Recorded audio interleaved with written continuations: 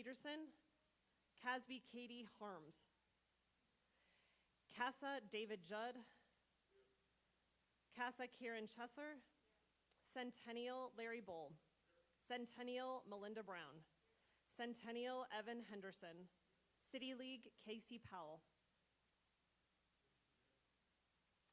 City League Leon Garcia. City League Kevin Benji. City League Mike Perez. Colorado Ryan Weidman. Colorado Springs Metro North Brian Vecchio. Colorado Springs Metro Tim Colgate. Colorado Springs Metro John Schub. Colorado Springs Metro Eddie McGee. Colorado Springs Metro South Matt Wilson. Continental Tom Brisky. Continental Jill Schrader. Continental Josh Stevenson. Fishers Peak Lon Gomer. Foothills Sean DePaula.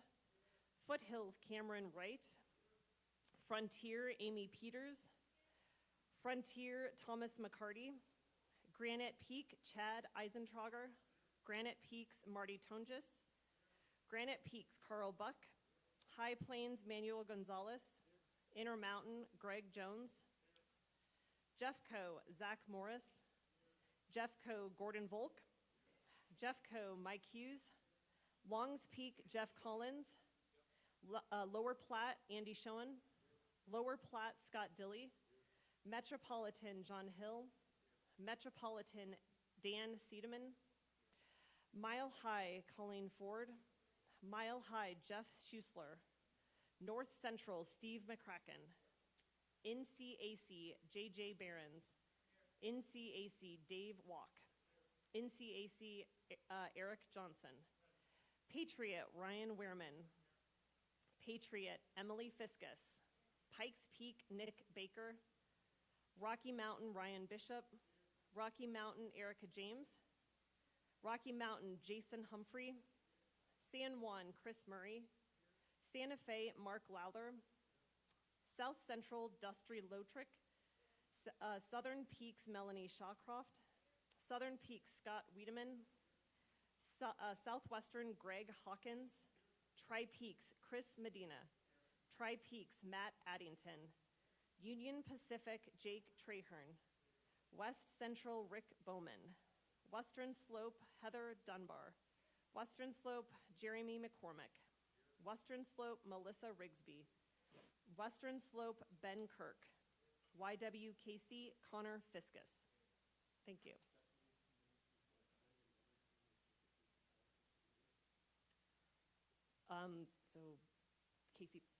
So Brendan Netherton will be taking Casey Powell's place for the City League. Thank you.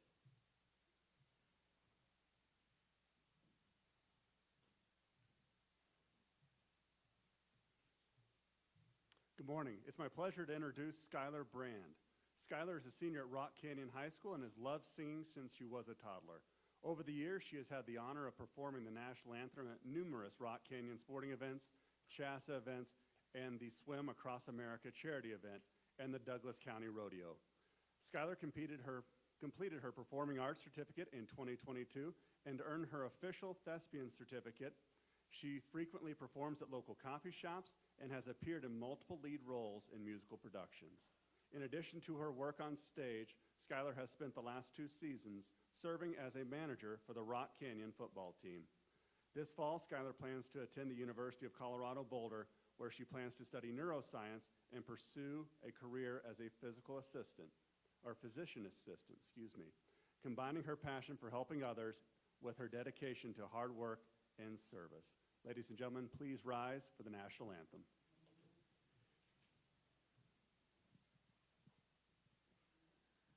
Oh, say, can you see by the dawn's early light what so proudly we hailed at the twilight's last gleaming, whose broad stripes and bright stars through the perilous fight o'er the ramparts we watched were so gallantly streaming. streaming, and the rockets' red glare, the bombs bursting in air, gave proof through the night that our flag was still there.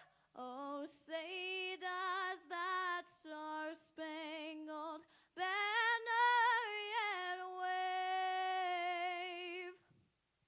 o'er the land of the free and the home of the brave.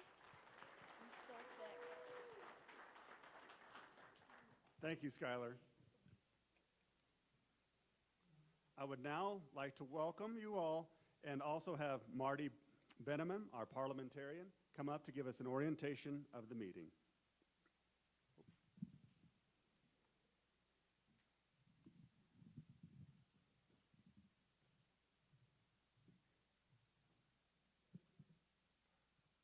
All right. Good morning. It's so nice to see all of you. I'm really excited. We're going to accomplish amazing things today, as always. A few reminders for our session. A league may not second its own motion. No member shall speak more than once to the same question without leave of the Legislative Council, unless he or she is the mover, proposer, or introducer of the matter pending, in which case he or she shall be permitted to speak and reply. No member shall speak for more than a total of 5 minutes on any question, and only members of the Legislative Council, Board of Director, or CHSAA staff can speak to an issue unless the speaker is recognized by one of the former and approved by the President. And then one more reminder, an amendment to an amendment requires a 2/3 favorable vote for approval since it comes from the floor. The vote on the amended amendment requires either a 2/3 or majority vote for approval, depending on when it was submitted. So, good morning, and I look forward to today. Thank you.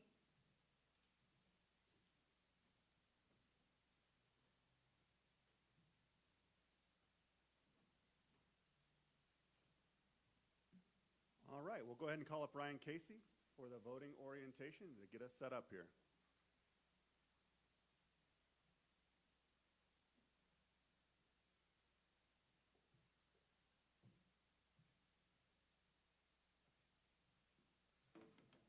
Good morning, everyone.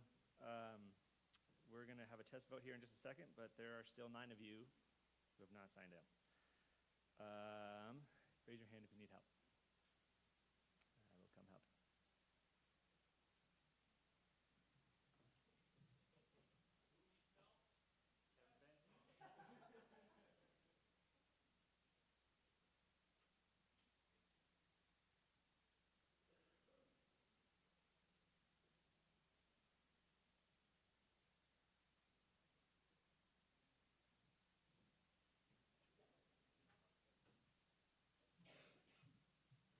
All right, Ryan's going around and helping everybody to get logged in.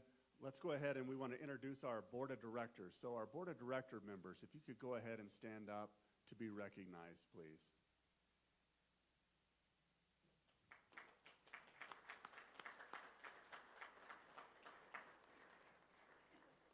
An amazing group of people that put in a lot of work on your behalf, serving your districts to make sure that they are a great representative of the body of work that you guys put in. So they put in a lot of time. We had a great meeting yesterday and look forward to doing some incredible work moving forward as well.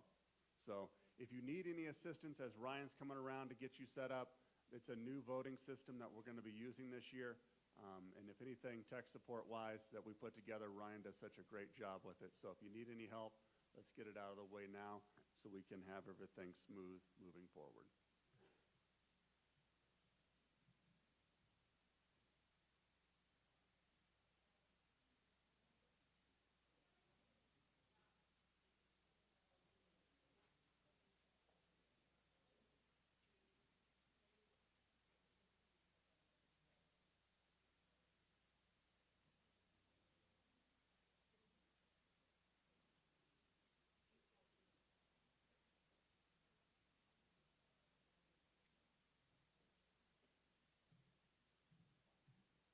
Okay, we are ready to go. We are going to have our test vote here in just a second. And you'll see on your screen, it should automatically refresh. If it doesn't, it's okay just to refresh the page. It will get everything ready to go. So I'm going to get the vote ready.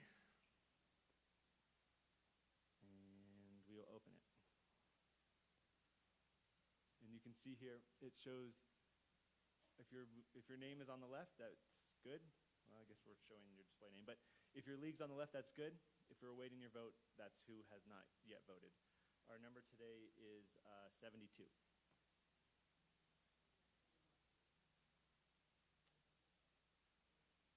71, sorry.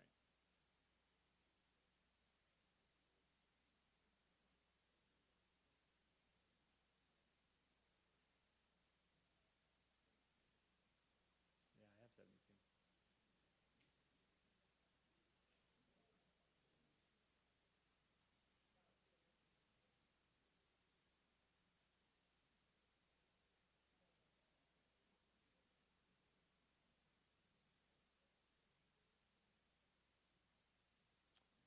Okay, so that's it. Once we close the vote, you will see the result immediately. It will also show up on your screen. If there's any questions, let me know.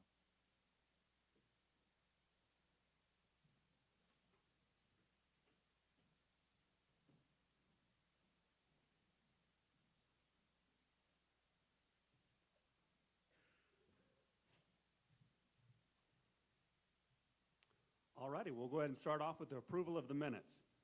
So I'd entertain a motion for the approval of the Legislative Council minutes from April 22nd, 2025. Mr. Shube, do we have a second? And as you're doing first and second, guys, if you could say your name and league, that would be great. Chad Eisentrager with the second. Granite Peaks League. All right, any discussion?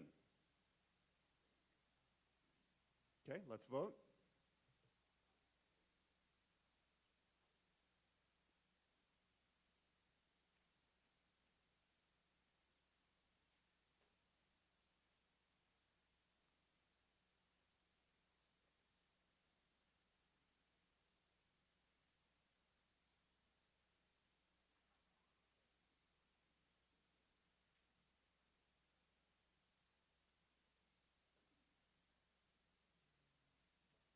Awesome, all the votes are in.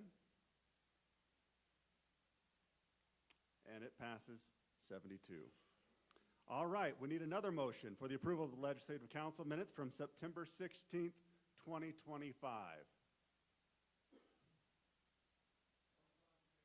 Marty Tonjes, thank you for the first. We have a second. Karen, thank you. Any discussion?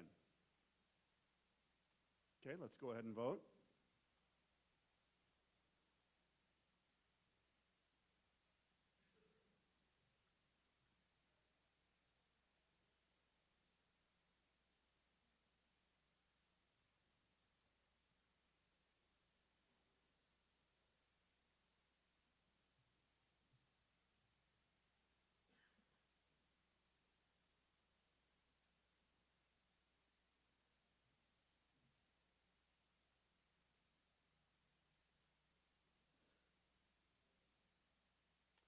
Awesome, all the votes are in, and the motion passes.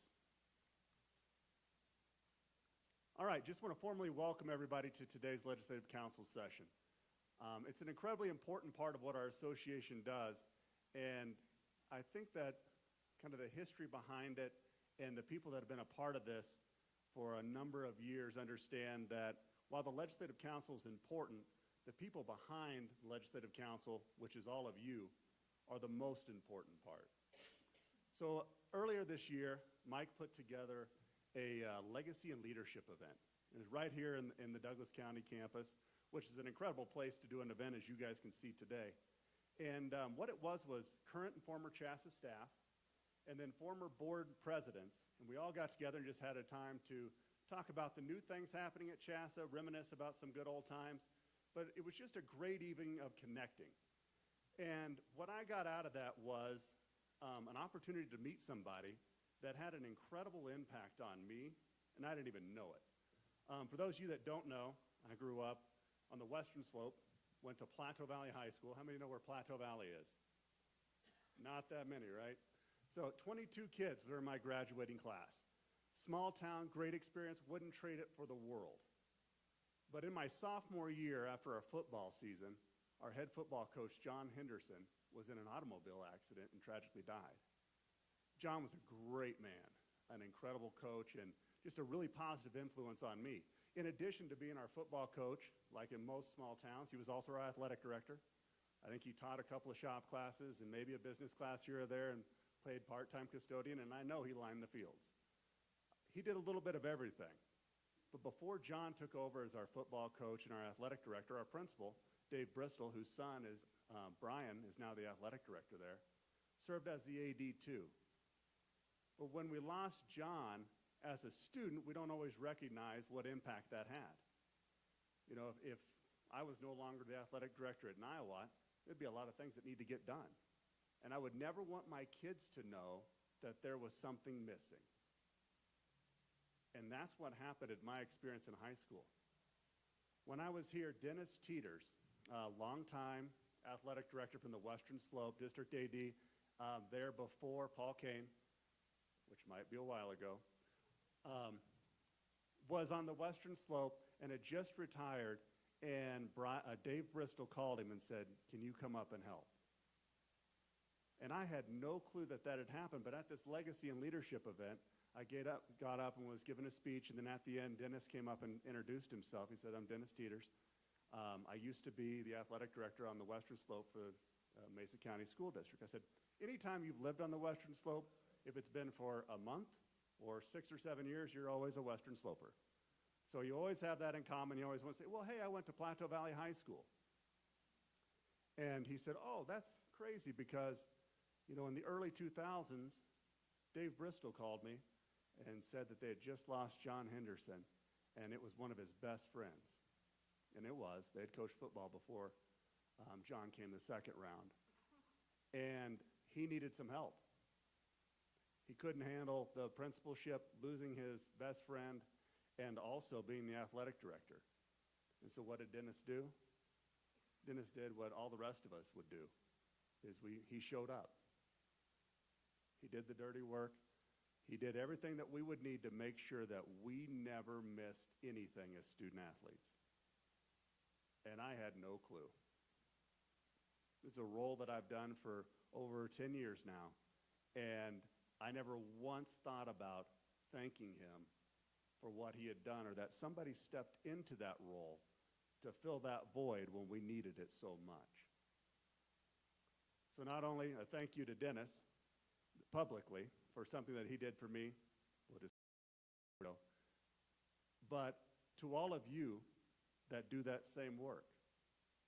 You don't get the thanks that you deserve. You're going to be there late nights and early mornings before anybody could see you doing the work, and I will guarantee you the majority of the time, they're not going to thank you for it.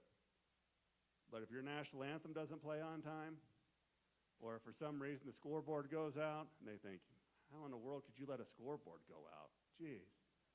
Or for some reason, some other catastrophe happens, they'll be the first to let you know about it. But I want to make sure that you know that even somebody that's involved in athletics, sometimes it takes you 20 years to realize how thankful you are for something somebody did for you and you didn't even know it. And that's what you guys do every day. The other part of that lesson in meeting Dennis earlier this year was, there's no other profession where we show up for each other more than athletic directors. When there's a crisis, when there's a problem, when there's a need, when you just need a favor or someone to commiserate with, there's always an AD on the other side. And so as we go through these legislative council sessions, there's going to be opportunities for us to disagree, and that's good. You should disagree at times. You should have discussion. But that should never draw it to be hate. And that should never draw to be divide. Because ultimately we are one body, we are one organization, all working together for the betterment of each other. So just like Dennis did 20 years ago, they showed up for each other. Even if you disagree with each other today, keep showing up for each other. Keep providing that unity and that opportunity, because you're somebody's Dennis Teeters, and you don't even know it. So thank you for all that you do and continuing to give to our state and our kids and continuing to better athletics in Colorado. It's now my pleasure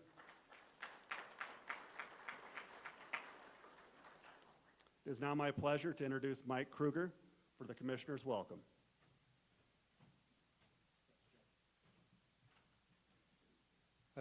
Good morning and happy Tuesday.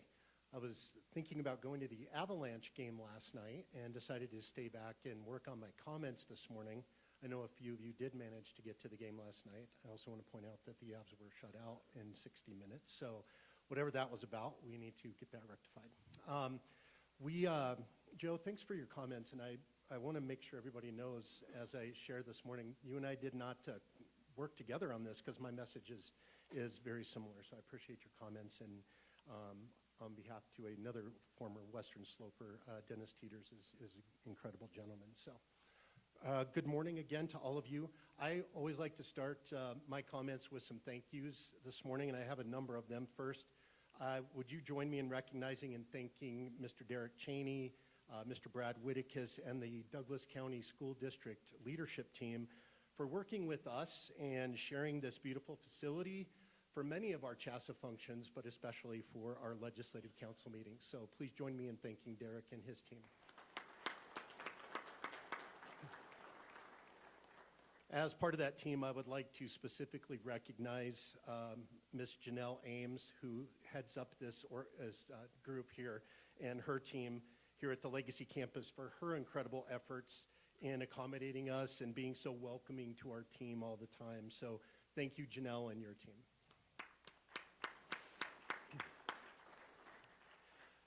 Of course, I definitely want to thank and recognize our CHSAA Board of Directors for your dedication, your passion, your wisdom, and your trust. We are truly blessed to have such caring servant leaders setting the vision for our membership. I want to personally thank and acknowledge President Joe Brown. Joe has built upon the incredible success and foundation left by Luke and Ryan as past presidents. And Joe's been an outstanding leader for our board and for our staff. Joe, we owe you a huge debt of gratitude. Thank you also for everything you do. Lastly, I want to recognize and thank the incredible team that I have the privilege of serving alongside every single day. Quite simply, this organization does not work without them. I like to remind our team, as I will share with you this morning, that CHSAA is not a building, it's not a logo, it's not a set of bylaws. It is people. And I'm blessed to work with a group of people who care deeply about one another, who care deeply about our member schools, and who care deeply about those we serve. We talk often about being a family, and I do not use that word lightly. Like any family, we celebrate together, we struggle together, we disagree at times. Most importantly, we grow together. And through it all, there is trust, there is respect, there is accountability. And there's a genuine commitment to doing what is right, even when doing what is right is difficult. This team shows up every day with the genuine hearts of servant leaders. They don't seek recognition. They don't seek credit. What they seek is impact. They constantly ask, how can I help? How can I support? How can I make this better for schools and programs? They understand that leadership is not about position. It is about responsibility, it's about service, and it's about putting others first.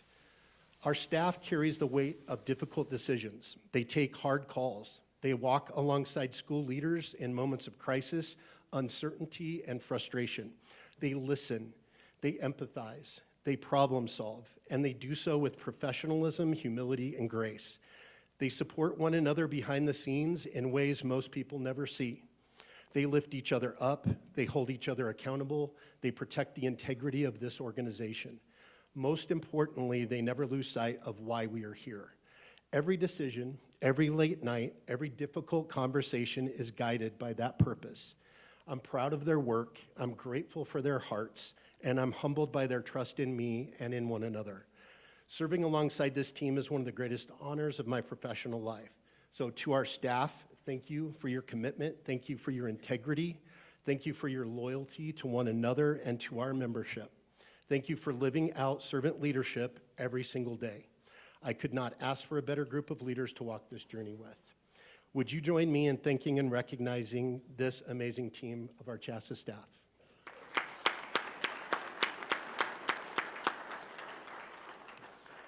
So it's always a standing agenda item at this meeting for the commissioner to provide an update or what we might consider a state of the CHSAA message. I have wondered recently if there will ever become a day or a time when I'll stand up to answer the question, so what is happening at CHSAA? And I will say, well, not much, but that day is not today. I'd like to begin this update this morning by first recognizing several outstanding leaders from across our state who have been honored this year through our Coffee with the Commish engagement and our Brewed for Impact Award. I want to thank our sponsoring partner, Circle K, for helping us recognize these leaders. These individuals represent the very best of educationally based athletics and activities in Colorado. Would you please stand when I call your name, and then we can clap for all of you. First, Colleen Ford from Lyons High School, Chris Murray from Telluride, John Hill from Colorado Academy, and Adam Baumgartner from Pueblo District 70. Would you join me in recognizing them?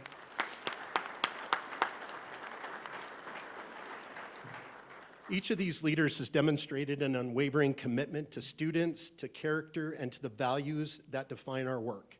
They are difference makers in their schools and communities, and I am grateful for the example that they set for all of us. Congratulations to each of you. Thank you for your continued work to promote educationally based athletics and activities. I then want to give you a brief update on our building renovation. As you know, we're in the middle of that, and we are currently in the schematic design phase of the project, very technical. As part of that process, we've been thoughtful and responsible in reviewing scope, costs, and long-term sustainability. That has resulted in some strategic scaling back. As I mentioned yesterday, we have had to cancel out the helipad for President Joe Brown, but we're trying to be responsible, ensuring that we remain good stewards of our resources while still meeting organizational needs. Our focus on the building remains on creating a functional, efficient, and future-focused space that supports our membership and our mission for decades to come. We will continue to keep you informed as this process moves forward. I also wanted to provide you a brief update on our new CHSAA digital platform, which I know you're all aware of, but we are continuing to make steady progress. This platform is designed to improve efficiency, consistency, and service to our membership. It will strengthen how we help you manage coach registration and compliance and communication, as well as support. While large systems like this take time to implement effectively, I'm encouraged by the direction and the work of our staff, led by Ryan Casey, and our partners who are assisting us in moving this forward. We do think that this will be a platform that you as a membership will be proud of. And more importantly, it will be one that looks forward in serving you effectively and efficiently for years to come. The time frame is still this spring with a launch date of no later than July 1st. We will definitely keep you posted as we get closer to that date and as we have more to share. Lastly, I wanted to spend just a few moments speaking to you from my heart and sharing some thoughts on issues and opportunities that continue to challenge us as leaders and as advocates for educationally based athletics and activities. The first thought share is around student transfers and our transfer system. This is not a challenge that is unique to Colorado. It is being faced by every state association in this country.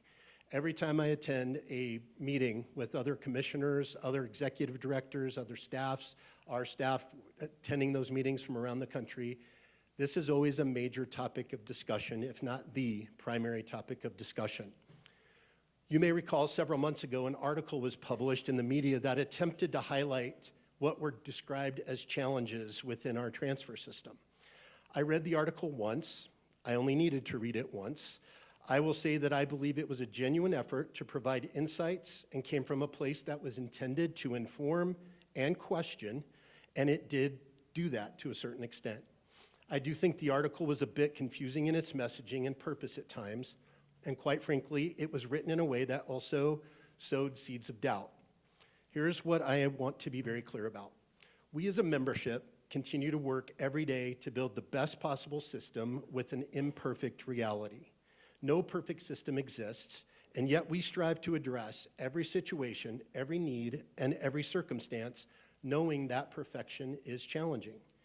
But we should never let perfect be the enemy of the good. The system and process we have in Colorado is strong. It protects the values of educationally based athletics and activities. It recognizes the realities faced by families while balancing fairness, opportunity, and integrity. Is it perfect? No. Is it thoughtful, principled, and grounded in educational values? Yes. There is no doubt that we will always have individuals who believe the rules should not apply to them. Some will work to find ways to circumvent our bylaws. That has always existed. Unfortunately, it likely always will. But our bylaws are worth fighting for. They are worth protecting for each and every one of the more than 220,000 participants that participate in our programs. They are worth protecting for the young person who is displaced by someone who transfers under the belief that the rules don't matter. As a staff, as a board, and as a membership, we've spent time discussing, identifying, and addressing perceived loopholes and inconsistencies. We do this largely in response to the small percentage who attempt to work around the system. That work is necessary, it is important, and it must continue. But we must also remember the other 99%, the families who follow the rules, the students who do things the right way, the programs that act with integrity. They deserve our protection just as much. To protect our transfer bylaws, we must all work diligently to uphold standards to the best of our ability. We must strive for consistency across schools, across leagues, and within the CHSAA office. Perfect may not be possible, but fairness, integrity, and consistency must always be our goal. This work requires all of us working together. As we look across the country at the challenges that other state associations are facing in this area, I can tell you with extreme confidence that your bylaws set a standard of excellence that many states have and continue to look to for guidance. Protecting these bylaws is worth our efforts for every student who steps on the fields, courts, and courses of participation in our state.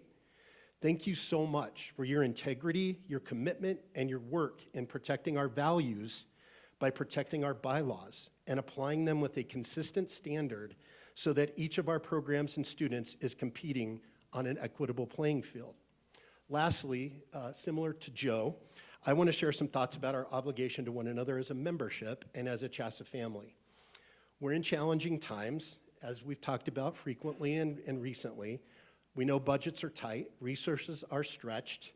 The pressures of your job and our jobs collectively are difficult, and those pressures are real. And in challenging moments, it is the nature of us as human beings to look inward. The easy answer is often to do what is best only for ourselves, and in this context, our own school and our own community. But being part of a membership means something more. It means we look for ways to support one another. Last spring and this fall, we saw schools searching for league homes. We saw schools trying to fill schedules. We saw schools facing uncertainty and feeling isolated, whether through policy, circumstance, or challenges that tested their footing within the system. Those moments remind us why this association exists. We exist because together we are stronger than we are alone. Time and again, especially in moments of crisis or need, this membership shows who we truly are, evident by Joe's story earlier. We compete fiercely with one another, but we care about one another even more. We strive for excellence in our programs, but where we truly excel is in taking care of our neighbor. We do this through unity, compassion, and shared purpose that defines us as a membership. Whether we pass one stoplight or 50 on our way to work, whether we drive on dirt roads or 4-lane highways, whether your town has one gas station or one on every corner, whether you see the mountains when you look east or the mountains when you look west. We come from different communities, different towns, different parts of the state, but our hearts beat the same. They beat for our kids. They beat for opportunity. They beat for belonging. We all serve the same purpose. That shared purpose unites us. It sustains us. It challenges us to look past what is easy and convenient and to embrace what is right.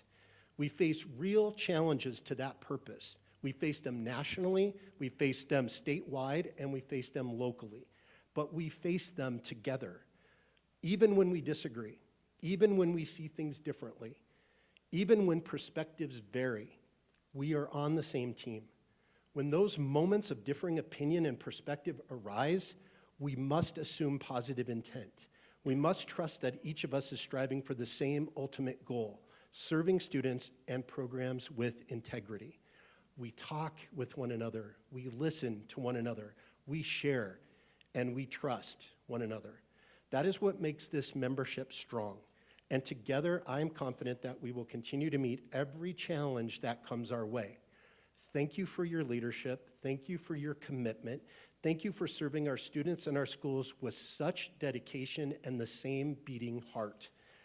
Thank you for the privilege of serving in this role as commissioner, and I wish you well in your deliberations and very important decisions today.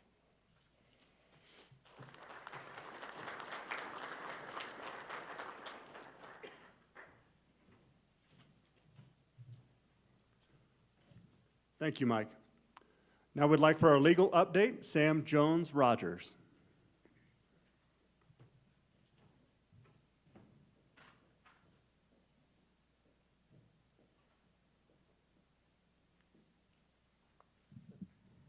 All right, good morning, everyone.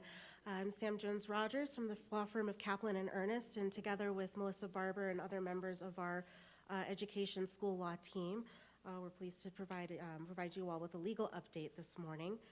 It's been a fairly busy fall for us. First off, I'm happy to share that we did update the state statutes handbook. So there wasn't any new substantive legislation since it was last updated in the 2022-2023 school year. But the updates that we did make ensure that the state statutes handbook aligns with current legal references as well as the current bylaws. Part of the reason why we were also pretty busy this fall is that we're seeing an upswing, an increase in the number of families challenging transfer hardship waiver denials, both in addition to as well as outside of the CHSAA bylaws process. We're seeing that these families are engaging or involving their own legal counsel sooner when there are disputes, and that they are attempting or threatening to pursue legal relief through the court system or other legal avenues. So for example, there's one case where the family filed a complaint with the Colorado Civil Rights Division alleging disability discrimination in connection with the denial of that student's eligibility. The investigation is still pending, but we are confident that there's a high likelihood of successful resolution in CHSAA's favor, purely on the merits of that particular case. The bylaws were followed and equitably applied, and we were also able to cite to favorable case law from similar situations involving other state associations, lawsuits that were filed against other state associations. And so we're hopeful that we'll have a successful and final resolution on that matter. We've seen an increase in families. Again, they're seeking legal counsel sooner. Their legal counsel are sending demand letters, seeking reversal of appeals committee rulings, again, typically denying transfer hardship or waivers. In most of these matters, they've resolved without any further action needed beyond responding to those demand letters. But there is one case where we are actually involved in active litigation. We're currently in state court awaiting a court's review of our motion to dismiss. So again, we think we have good chances of successfully resolving that matter. We think our chances of obtaining a full dismissal of the case are good, again, just based on the merits of that case and the arguments that we're presenting. And just to let you know, it's interesting to note that most of these denials, the underlying denials, were due to finding of the waivers being substantially motivated by athletic consideration. So I'm not sure if that's something that we're going to continue to see moving forward, but it is something just to, interesting to note. But again, as Mike noted, it really does reflect the importance of being consistent in applying the bylaws and those standards that are outlined therein, clearly communicating the process and outcomes to families, and also just that, as your legal counsel, pretty standard disclaimer, but just to really keep good notes throughout the application process. If it does become a challenge, if these families do pursue or attempt to pursue legal relief, it is helpful, again, as your legal counsel from, if we're having to step in that case, to be able to rely on the good documentation that you are keeping. And so, again, just the consistency in applying the bylaws. Turning to the national landscape, again, as Mike noted, the increase in challenges to the denials of transfer hardship waivers, not isolated in the least to our state, to Colorado. Nationally, they're seeing increases in transfer requests, maybe mirroring the use of college transfer portal, but state associations, as you know, don't allow transfers for athletic motivation. That's part of the capstone in that reasoning and trying to provide equitable opportunities for all of our students. And so really, again, nationally, we're seeing other state associations really hammering in or honing in on the broad need for consistent, uniform enforcement of existing rules.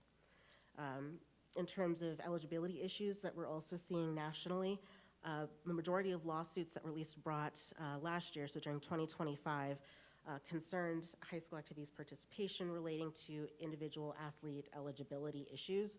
So whether they're appealing denials of transfer hardship waiver requests, or also when student athletes are suspended for in-competition conduct.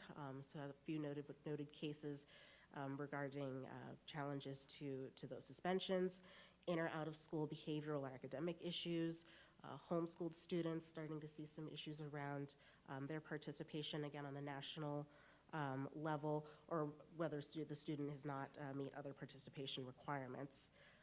Most of these lawsuits involve due process concerns, and so families arguing either that the eligibility determinations were made arbitrarily or capriciously, or that they weren't provided sufficient notice or opportunity to be heard throughout that process. And so again, linking back to, we have a very strong process that provides students and families with due process within the bylaws, that notice, opportunity to be heard. And so again, just really demonstrating the need to have that consistent enforcement.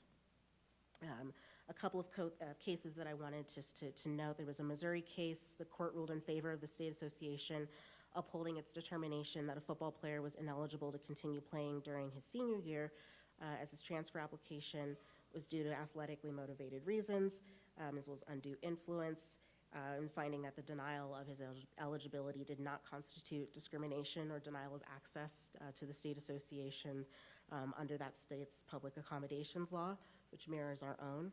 There was also a case out of Wisconsin last year where, again, the court ruled in favor of the state association's interpretation and application of its rule, requiring a wrestler to miss the next competitive event at the same level of competition from which the student was disqualified and at which he consistently participated due to unsportsmanlike conduct. The student, in this particular case, the next varsity match was regionals. The student trying to sign up for a JV regionals event to serve out their suspension. The court said that's, no, that it upheld the state association's interpretation that, you can't bypass that, you can't take advantage of kind of that loophole that you're trying to find to not serve out your suspension. Your suspension applies to the next varsity event. Another issue, kind of again on the national landscape that we're seeing, state association approaches to public-private issues. And so recently, Alabama split their public and private schools, placing their private schools in a standalone league for postseason play for the next 2 academic years. This was due to increased concerns from their private schools over policies that they believe disproportionately affected them. And so they're working through that process. New York also recently adopted new criteria for classifying non-public schools for competition and sectional and state playoffs that will take effect this fall. And so allowing a non-public school to be considered for movement to a higher classification if certain criteria are met. But again, so like I said, with the legal trends, we're hoping that as at least the active litigation, as that resolves, maybe that will dissuade or deter further litigation. But again, it's been very helpful to be able to point to the bylaws, the strength, the consistency, that they were applicable, consistently applied. That goes very far with the courts. The courts give a lot of deference to the hard work that you all have put in drafting the bylaws and doing the work that you do. And so that's the legal landscape. Thank you.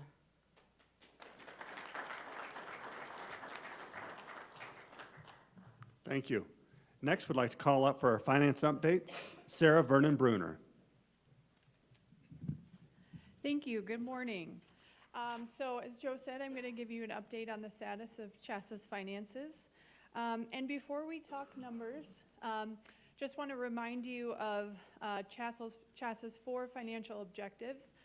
We created these last year really to serve as a compass for us as we make decisions and operate CHSAA. So the first one, be responsible and strategic with our finances. Always trying to be as smart as possible and recognizing we can't necessarily do everything. Number 2, support our mission. Everything we spend money on, spend our time on, really needs to come back to supporting, what CHSAA is all about. Third, build, maintain reserves to ensure long-term stability. We've talked a lot about reserves over the last few years with the changes taking place, and so this just really is a nice foundation for us that we'll keep talking about. And number 4, be transparent. That's why we're here today, to update you. Always want you to have confidence and understand what is happening with the finances of the organization. So to bring you up to speed, so June 30th was the end of our fiscal year 2025. We ended with a net income of about $215,000. Prior to that year and after COVID, events had started to pick back up in ticket sales, so we had some exceptionally good years due to that. Also, we received some tax credits, and costs really hadn't quite caught up to that yet. So we had some good years, and then last year we kind of settled into a new normal. Ticket sales kind of settled back down. And so this year we're projecting a similar revenue as last year, but with some higher costs, a net income of less than $100,000. To update on CHSAA's reserves, so it really echoes that same story. It pulled back up from after COVID. We had to pull from it then, as well as when we had a large settlement payout. So after ticket sales had kind of gone up, we were able to put money back in, but as you can see, it's stabilized over the last year. We had hit our reserve goal of 50% of next year's budget. So as of December 31st, it's sitting at $3.3 million. And then later this year, when CHSAA, as Mike mentioned, our building renovation, we will be using part of this reserve fund to put into that renovation. So we'll continue to update you on that. So to update you on where we are in the current year through December, we've completed about a third of the year just because we've been through the fall season, 2 more seasons left. So the actual on the left, we have a revenue of $3.56 million, expenses of $2.91 million, and a net income of about $650,000. So we're trending up a little bit from our budget, up a little bit from last year. So we'll see, what continues to happen. Overall revenue's up about 5%. That top line is the actual. So our membership fees, that's about 25% of our revenue for the year. That has been booked so far. So all the other lines will continue to increase as membership fees will stay the same for the year. A couple highlights, programs include things like Women in Leadership, courtesy cards. Officials is up about 15%. And then sports and activities, we're at about $1 million in revenue for that, which makes up about 50% of our total revenue. So overall for fall, pretty good season. We had good weather, which definitely makes an impact on us. So, ticket sales, pretty consistent. Flag football, softball, gymnastics, consistent. A couple sports were up, like field hockey and boys soccer especially. And also Girls volleyball had been down the last couple of years. It went up about 14% this year, so that was great to see. But then yet football was down about 9% and spirit down about 2%. So definitely some variability across all sports, which we definitely see. And then expenses-wise, overall very close to our budget. A couple of highlights here. Officials exceeding budget a little bit due to that increase. And then, you know, Sam was just talking about all of the legal stuff happening. We've definitely had an increase in legal expenses, which are reflected under the operating expenses, as well as additional insurance costs. And then sports and activities exceeding budget by about 2% overall. Cross country, esports, golf, boys tennis all came in right around budget. Some others had increases largely due to venues with field hockey, boys soccer, flag football, as well as tackle football. And then our events at the Coliseum came in a little under budget from what we had been planning. So overall, again, a net income of $653,000 through December.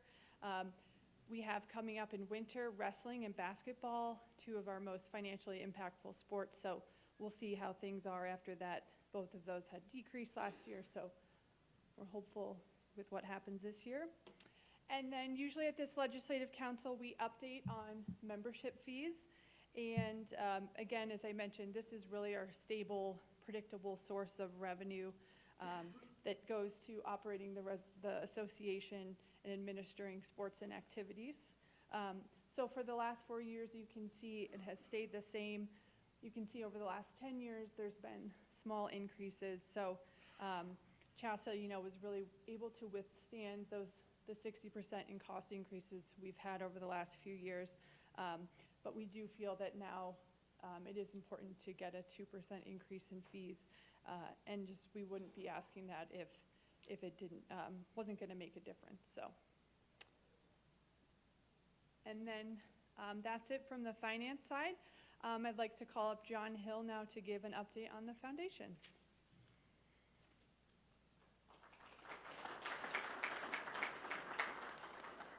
Thank you, Sarah. Good morning, everyone. My name is John Hill. I'm here representing the foundation today. Our hope is that most of you are familiar with the foundation and how impactful it is to students across our state. As a reminder, the foundation seeks to provide opportunities that enhance the experiences for our students. We support initiatives that are outside the typical scope of the CHSAA. We hosted our annual golf tournament at Arrowhead Golf Course this past summer and raised over $10,000. Thank you to those of you who attended this year. I will have more information on this year's tournament at our April meeting. The foundation has also received nearly $7,000 from foundation games. Please continue utilizing your foundation games as a way to support the foundation and giving your athletes more opportunities to compete. 100% of the proceeds go directly to the foundation. The foundation currently has $218,000 in assets and is in year 2 of supporting the AD mentorship program.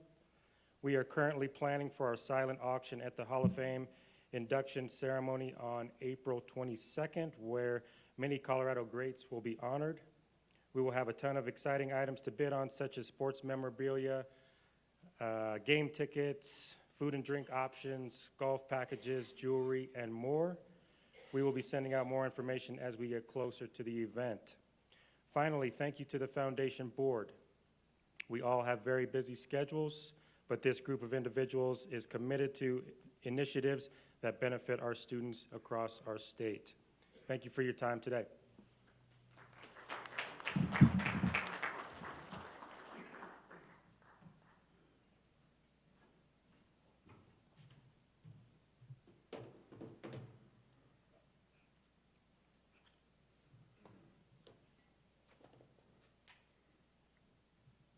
All righty, we're going to go ahead and go right into our action items. A couple of things of note before we get into voting is that the Metro League has pulled their field hockey proposal, and ADM 3 from the CSML has also been pulled. So we will no longer vote on those two items. All right, first up, Constitutional proposals. These require a 2/3 majority vote. First up, Con 1, member schools definition. These come in the form of a motion, so we only need a second in order for discussion and vote. Do we have a second? Greg Jones with the second. Any discussion? Okay, let's go ahead and vote.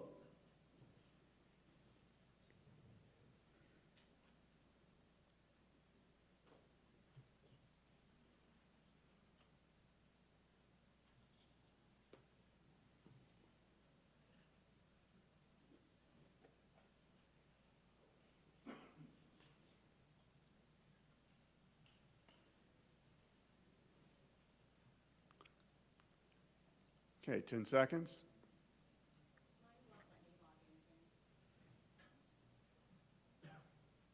Okay, Ryan will help you in just a second.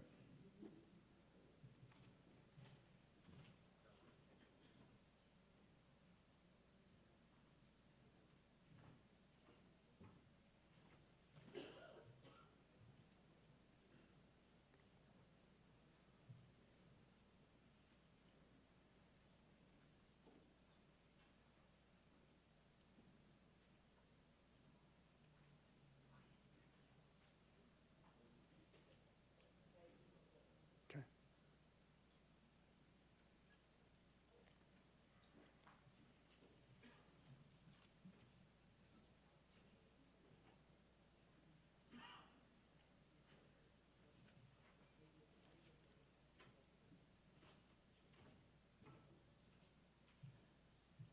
Okay, did anybody else experience difficulty in voting? Because we see there's 67 votes in. Yep. Nick in the back.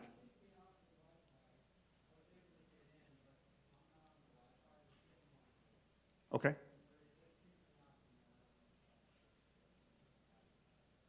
Okay, perfect. No problem.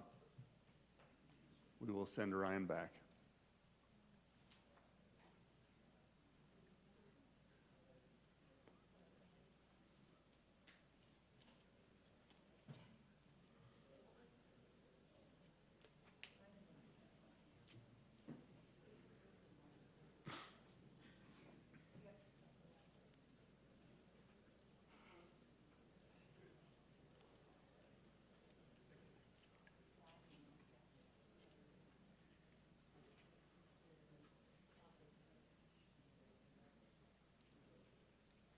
Anybody else? Okay, a couple more.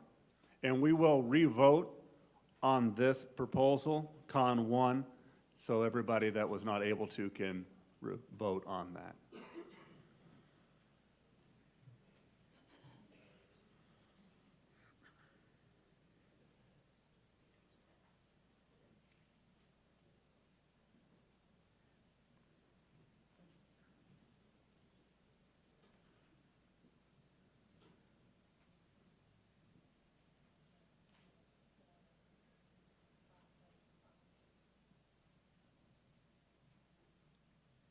Anybody else need assistance?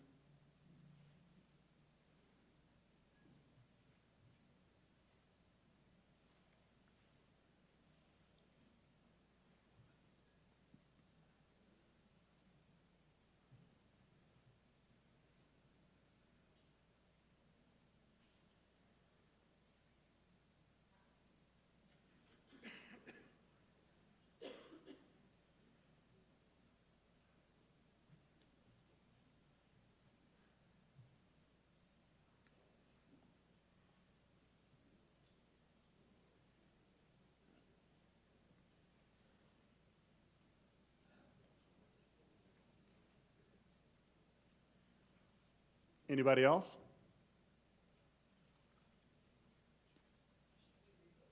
Yeah.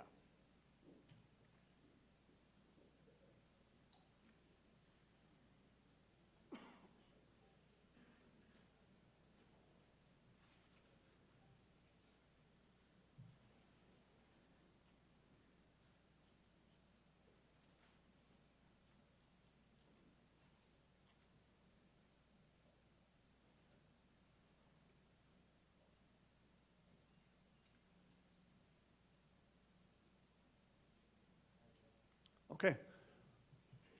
We are going to go ahead and revote on Con 1.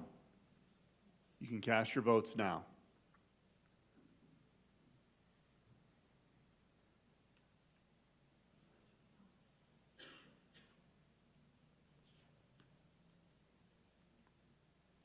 Okay, 10 seconds.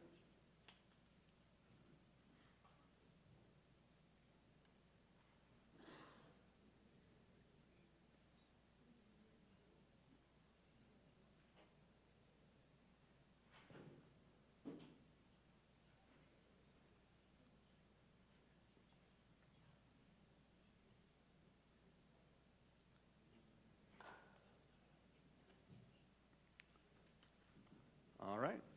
Let's go ahead and close the vote. Motion passes. Con 2, eligible committee members.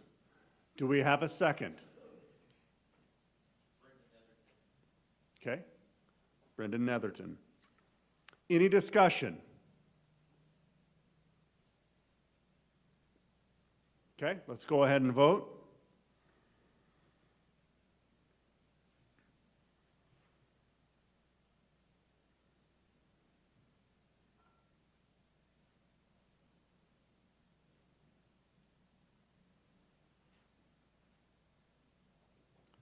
Ten seconds. All the votes are in.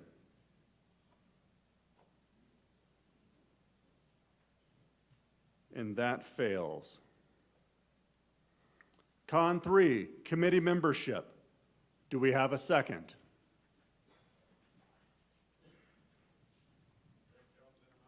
Greg Jones. Any discussion? Let's go ahead and vote.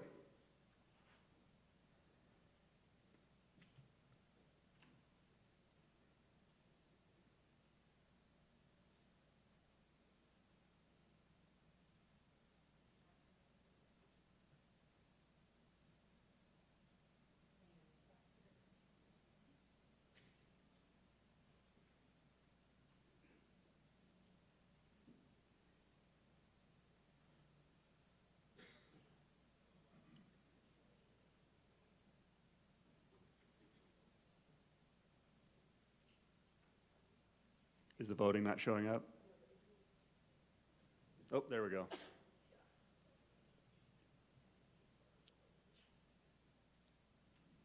All right, all the votes are in, and that fails.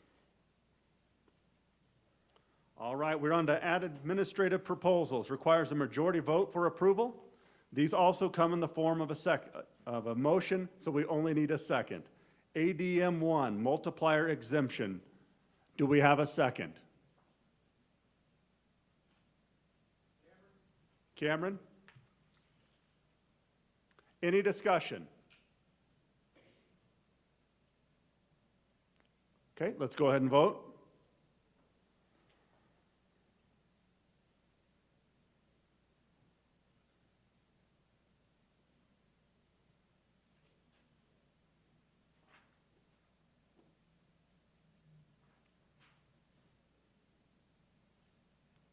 Okay, 10 seconds.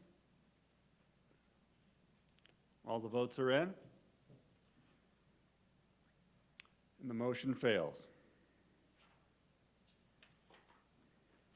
Moving on to ADM 2, change place-up criteria.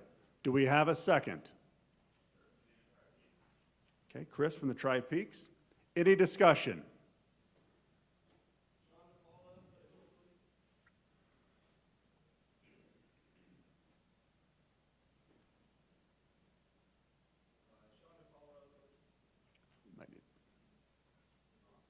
I'm not sure.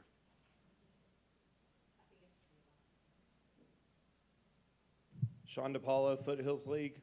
At this time, I'd like to recognize Derek Gilmore from Golden View Classical Academy to the floor.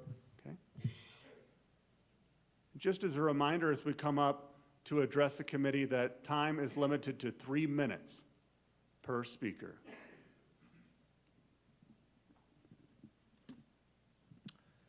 Thank you to CHSAA staff and legislative council members for your time and for the work you do to support programs across the state.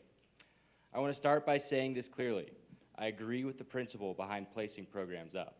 Competitive balance matters, and when programs are truly dominant over time, moving them up can be the right decision.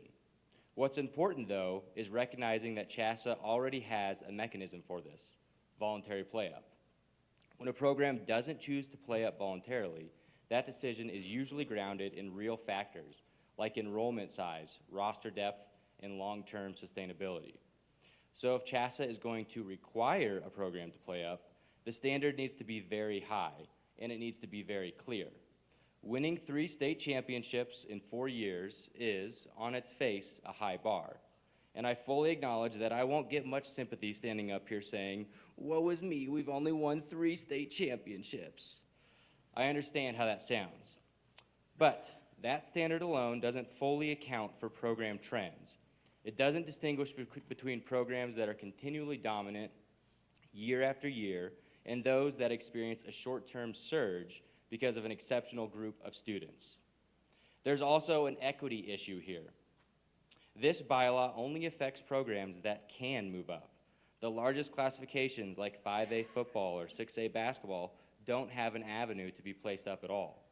Dominant programs at the top level can remain dominant indefinitely, while smaller classifications are the ones that bear the consequences of being placed up. This proposed amendment doesn't weaken the current bylaw. It strengthens it. It adds clarity, raises the standard, and makes it clear that sustained dominance leads to placement, not a brief peak in talent. Another key goal of this amendment is to avoid programs being stuck up. The default should be that after a 2-year cycle of being placed up, a program returns to its original enrollment-based classification, unless it demonstrates a continued trend of excellence at the placed up level. If a program can meet a high level of success, it absolutely belongs there. If not, it shouldn't be locked into a classification based on past cohorts of students. Finally, this amendment adds an appeal process that directs decisions to sport-specific committees, the people who best understand the competitive realities within their sport. That takes pressure off CHSAA as a whole and allows place-up decisions to be evaluated thoughtfully, sport by sport, rather than a one-size-fits-all approach. At its core, this amendment is about accuracy, consistency, and fairness, not avoiding competition, but placing programs where they truly belong.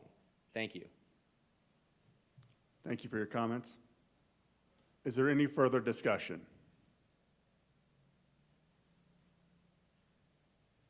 Okay, let's go ahead and vote.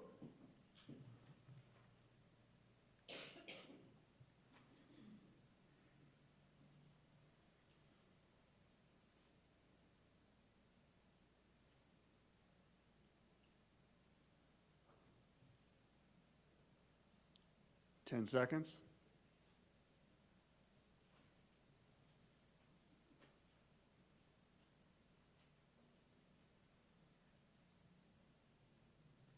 All the votes are in.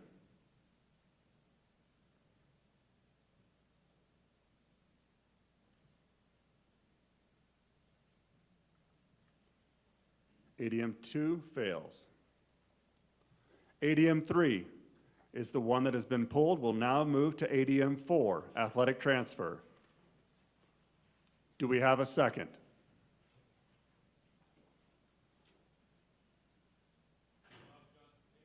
Okay, Rob? Any discussion?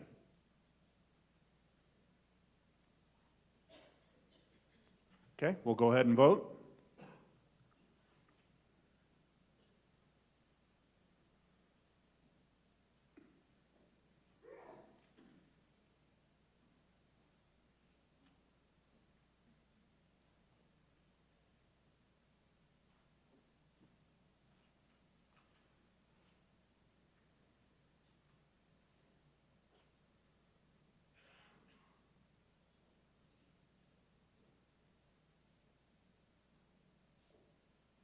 Okay, all the votes are in. Motion passes. ADM 5, restricted varsity. Do we have a second? Okay, John, thank you. Any discussion?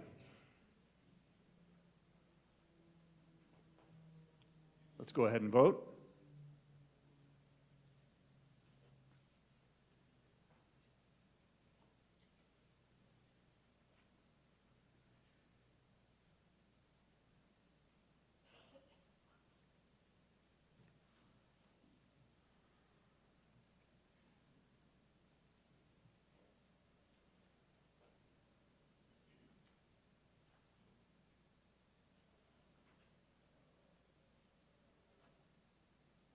Okay, all the votes are in.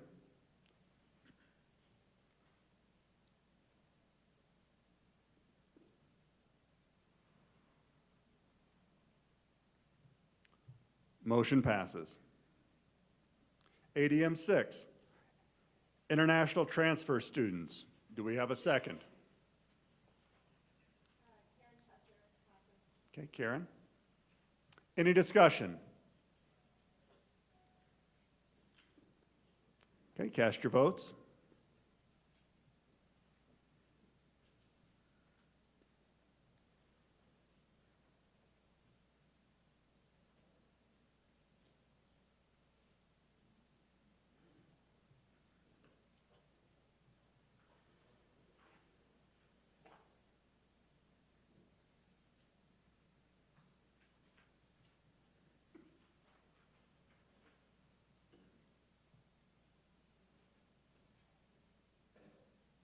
Okay, all the votes are in.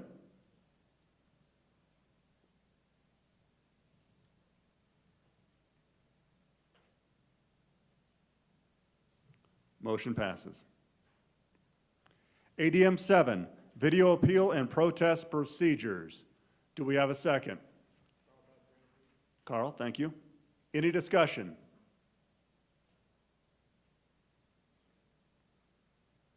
Cast your votes.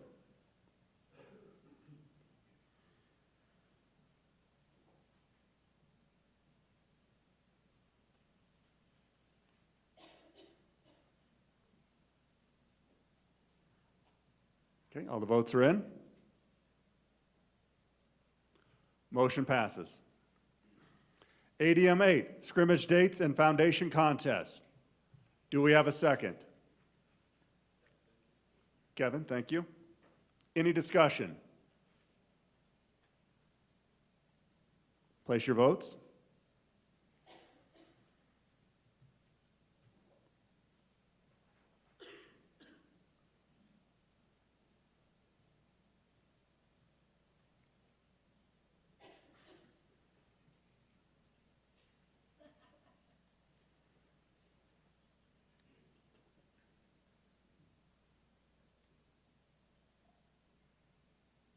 All the votes are in.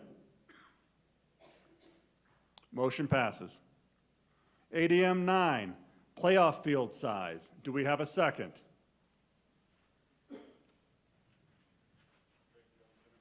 Greg, thank you. Any discussion?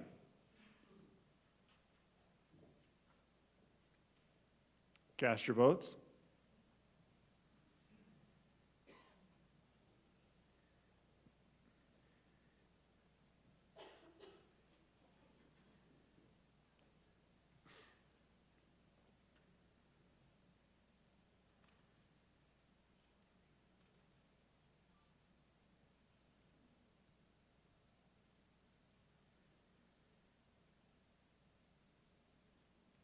Ten seconds.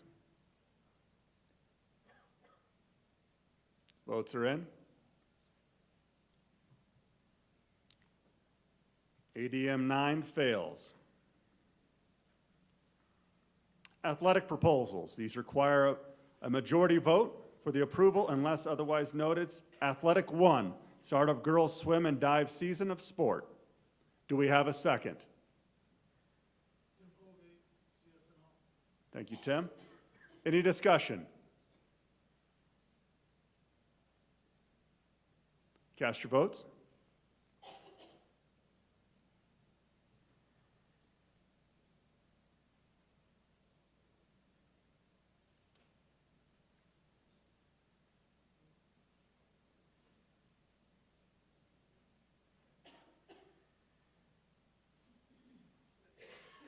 Ten seconds.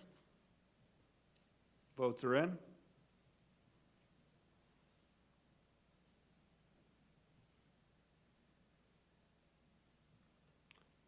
Motion passes.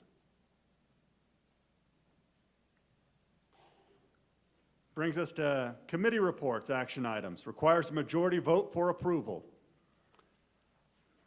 CR1, Budget and Property Administration. Recognize Sarah. I'd like to thank the Budget and Property Administration Committee for their work. Bill Sutter was not able to be here, so thank you for your productive dialogue and really appreciate all of their efforts. So the major change, membership dues and participation fees will increase by 2% next year and for each of the next 3 years. I move for the adoption of the Budget and Property Administration report as submitted to the Legislative Council. Thank you, Sarah. Do we have a second? Thank you, Jason. Any discussion? Cast your votes.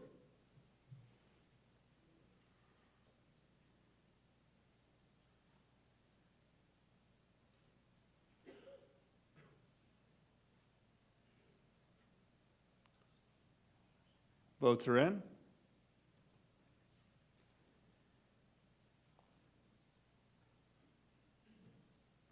Motion passes.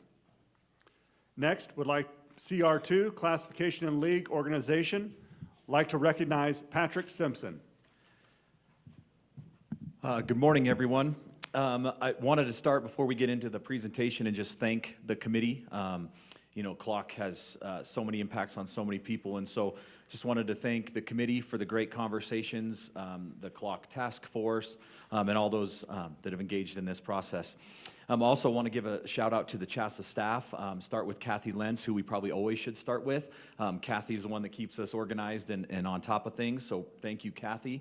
And then just thank the CHSAA staff. A lot of work goes into this. Ryan Casey and Mr. Kruger, in particular, just put in an incredible amount of work to be able to help the CLOC committee understand and be thoughtful about the conversations that we had. We have 7 major changes are added to the committee report. The first one is the CLOC committee approved the football league alignments as recommended by the football committee with some amendment additions that came during the conversation during the CLOC committee meeting. The second major change is the classification structure for the 26-28 cycle. The CLOC committee approved those recommendations to add a classification to unified bowling as well as esports. With the esports, it would be for both the fall and the spring seasons.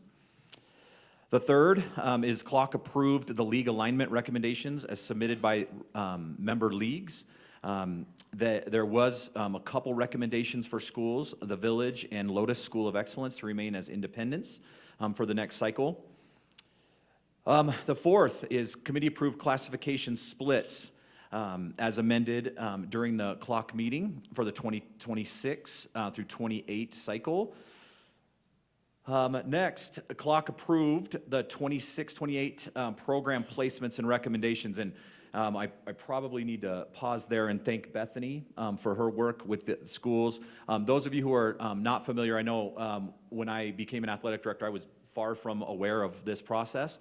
But when we add new member schools to the membership, there is an extensive process that those schools go through to make sure that they are set up for success, that they're integrated into the membership, and Bethany and team put in a lot of work to do that, and those athletic directors, many of which are here in the room, put in a ton of work. And so in that, the committee approved the program placements for our programs, as well as recommended Vanguard Classical for full membership into the membership. And finally, recommended that the schools listed, there's 7 schools that have moved to the next step in that process into probationary status. And so that is the CLOC report. Awesome. Thank you, Patrick. Before we vote on the CLOC report, there is an amendment, CR2A, basketball splits from the LPAA.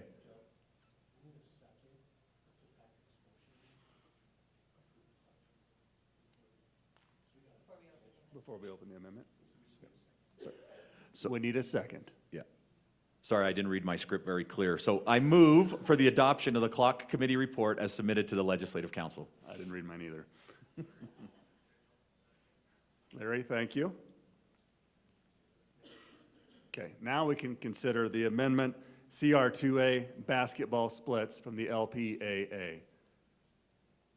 Do we have, okay, we need a second for that first, correct? We need a second. Okay. Amy, thank you. Any discussion?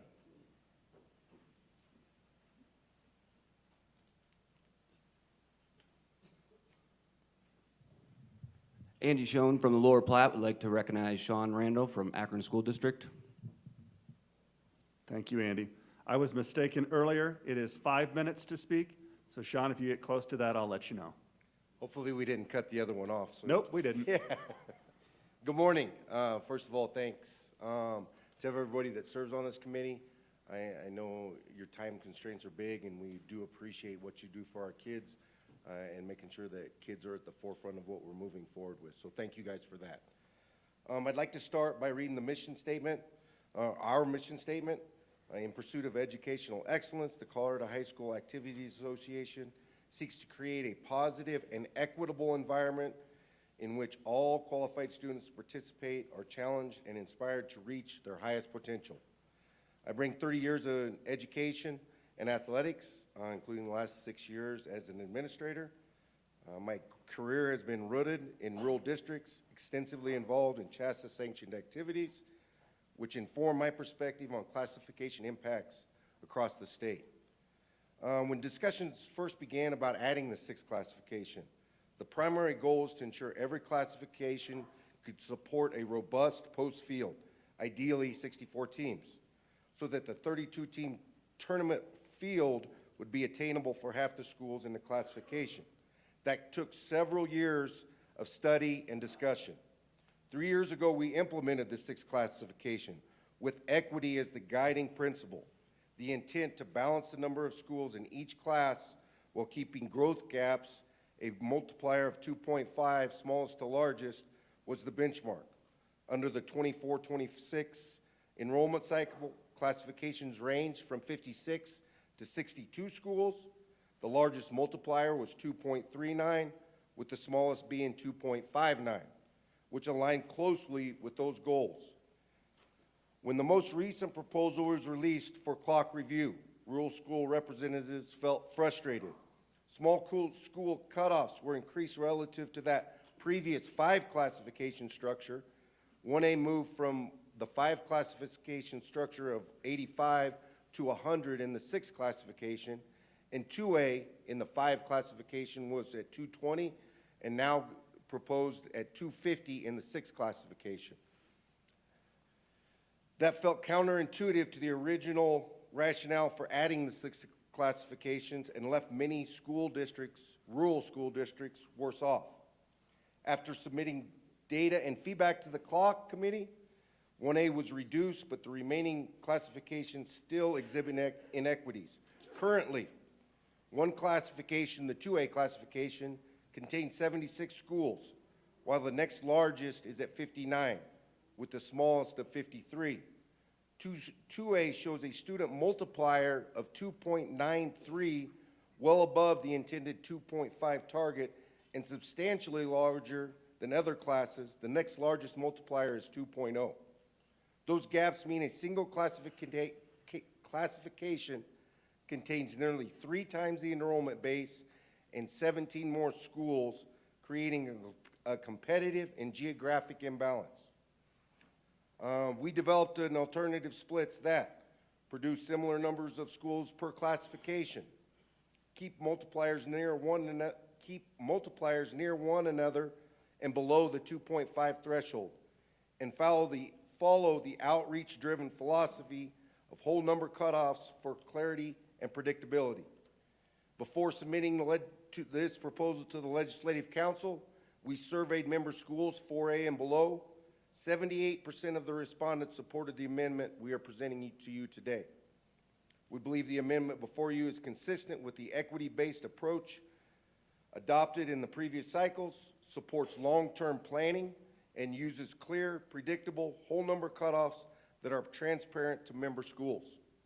We respectfully ask the council to adopt this amendment to restore balance across the classifications and protect competitive equity, especially for rural schools.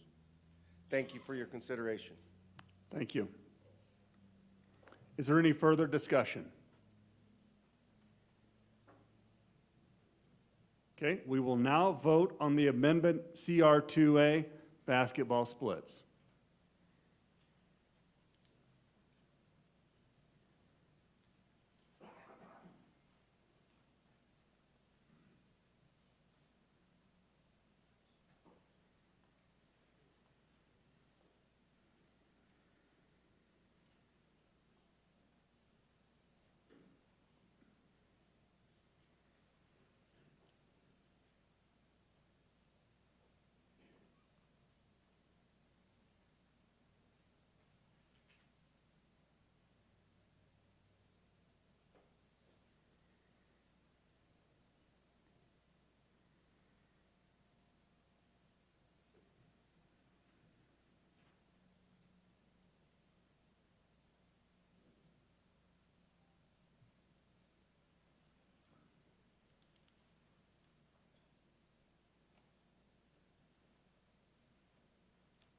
Ten seconds.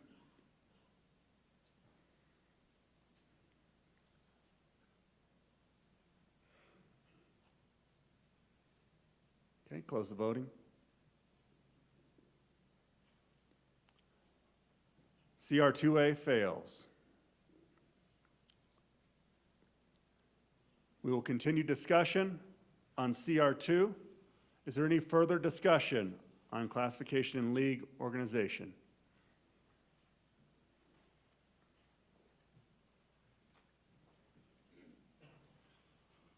Scott Dilly, Lower Platte. I'd like to propose an amendment to the clock report to adjust Haxton's basketball from the classification of 2A to 1A. Okay. Okay, so that was a motion. Do we have a second to adjust Haxton's basketball classification?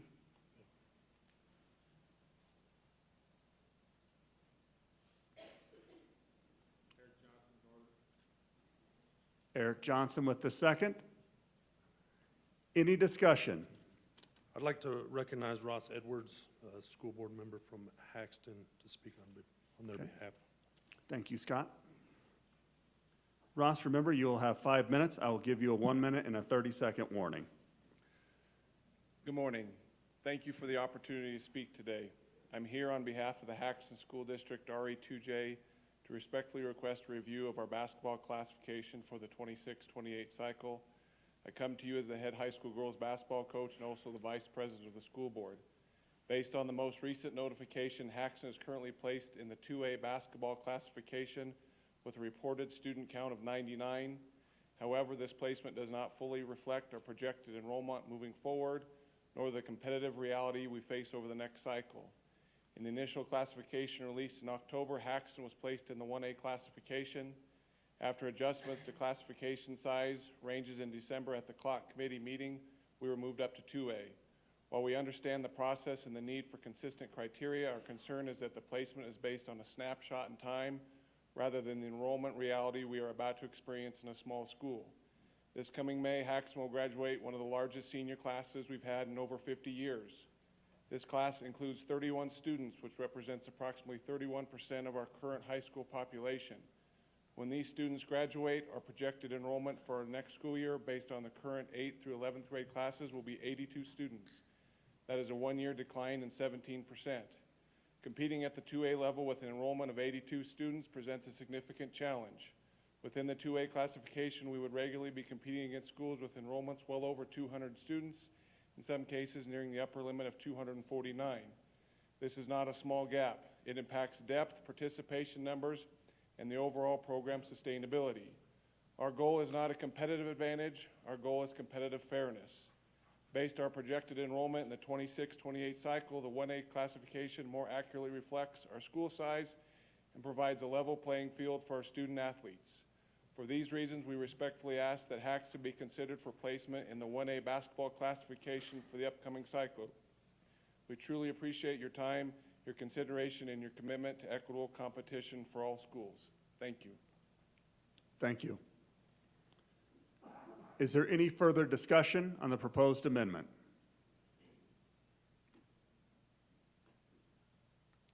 Okay, cast your votes.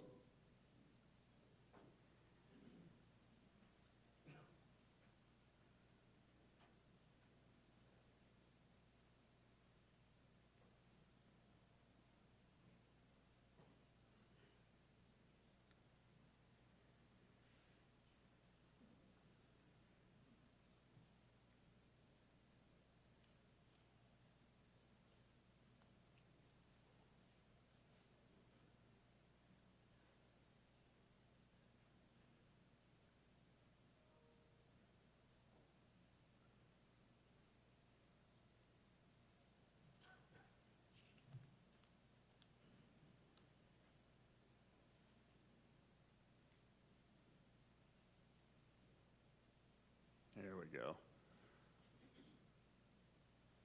The proposed amendment fails. We will continue discussion on CR2. Is there any other further discussion on the clock committee report?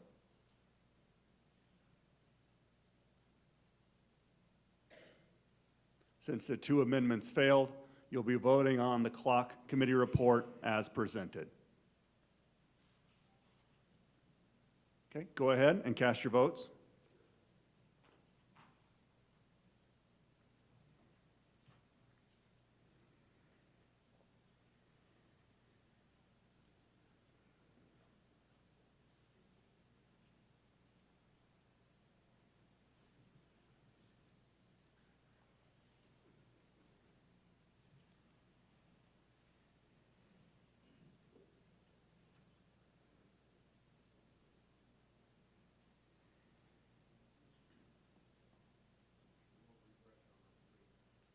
Ryan?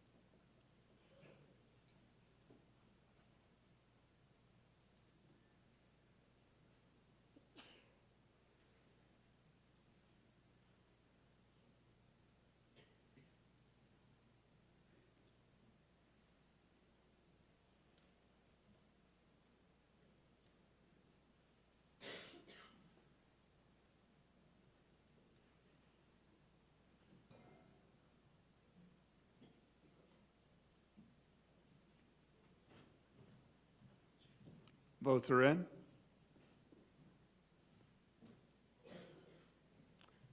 Clock report passes. Thank you, everyone. And real quickly before I walk away, if there's a school administrator from Vanguard Classical School East, the amount of work that goes into becoming a member school, again, is substantial. And we've got some ADs doing some amazing things. So if you're one of the schools that was probationary status and moved into that, or Vanguard Classical, do you mind standing up to be recognized?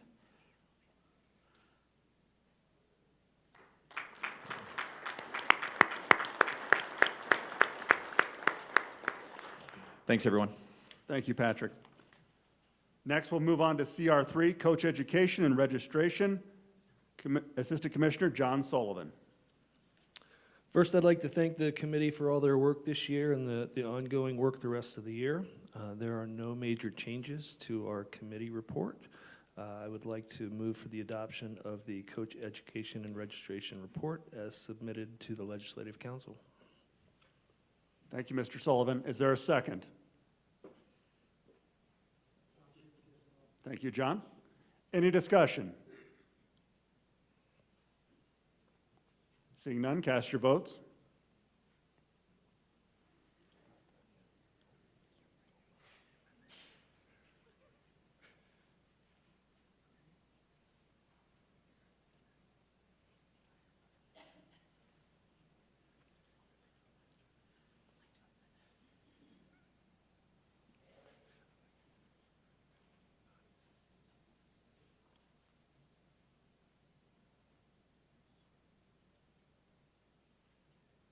Votes are in.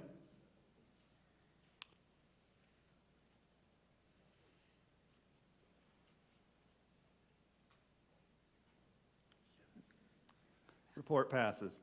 CR4, Sportsmanship and Inclusion, Associate Commissioner Bethany Brookins. Thank you. I just want to take a moment to say, even though the Sportsmanship and Inclusion Committee did not have any major changes, we had quite a productive and informative committee meeting. I just wanted to thank our committee chair, principal at Smoky Hill, Dr. Andre Balla, for leading this group and for all of our committee members and the work that they do. I also just want to share a special thank you to all of you in this room. Sportsmanship and inclusion in your schools can be quite difficult, and so we thank you for all of the efforts that you continually put forth to ensure that those are at the forefront of your conversations. With that being said, I move for the adoption of the Sportsmanship and Inclusion Committee report as submitted to the Legislative Council. Thank you, Bethany. Do we have a second? Mr. Reliable, Greg Jones. Any discussion? Seeing none, cast your votes.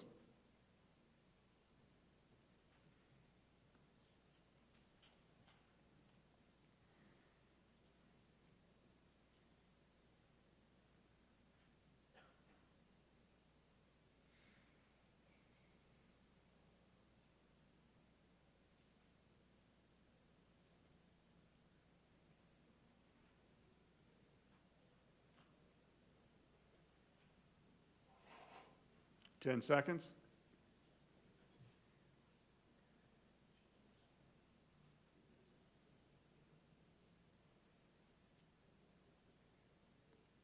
Okay, close the voting. Motion passes. CR5, officials fees, Eric Johnson.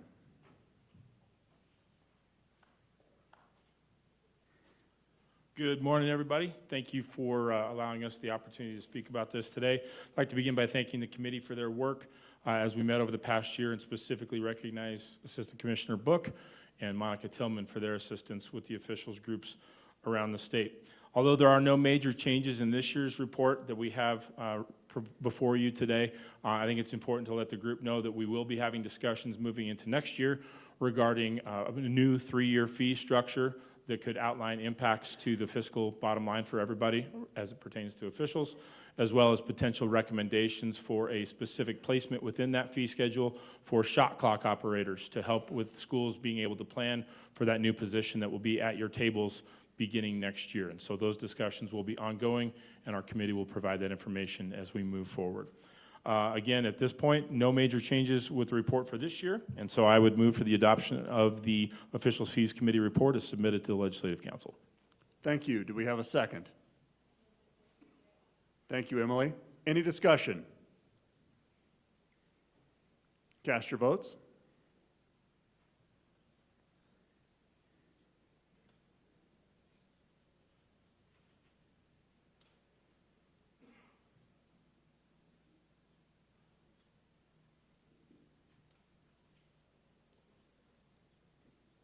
Okay, 10 seconds.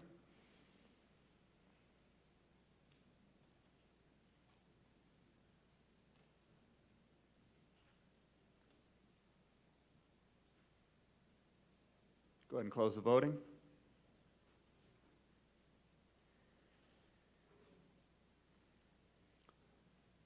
Motion passes. Thank you. CR6 Esports, Sean Collins. Thank you.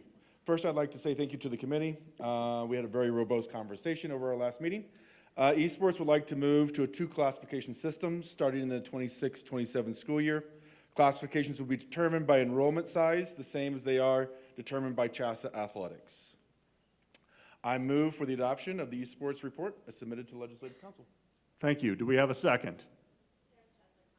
Thank you, Karen. Any discussion? Cast your votes.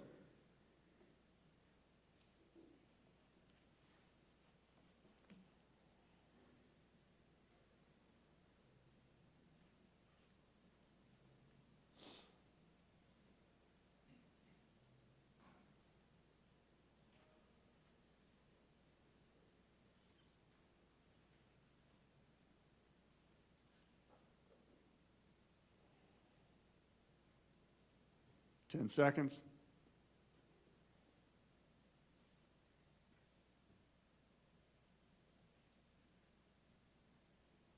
Please close the voting. Motion passes. I just want to say real quick, all of our players, thank you guys for your support, and go esports. All right, we will now move into sport committee reports. CR 13, baseball, Vince Orlando. Good morning, membership. I'd like to thank the Baseball Committee and Assistant Commissioner John Sullivan for their hard work and commitment in putting together and submitting this report.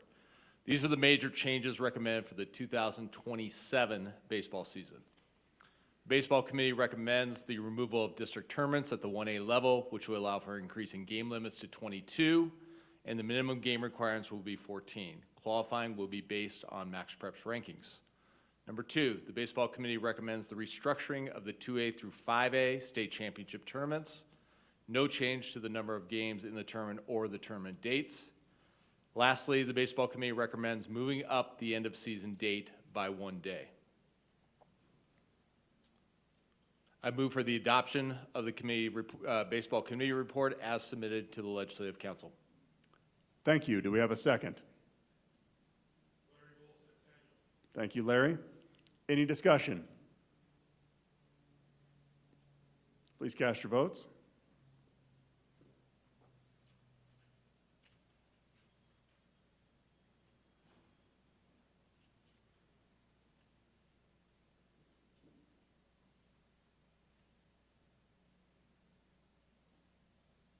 Ten seconds.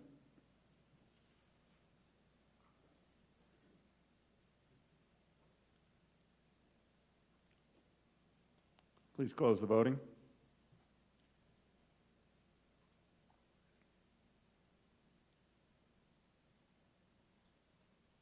Motion passes.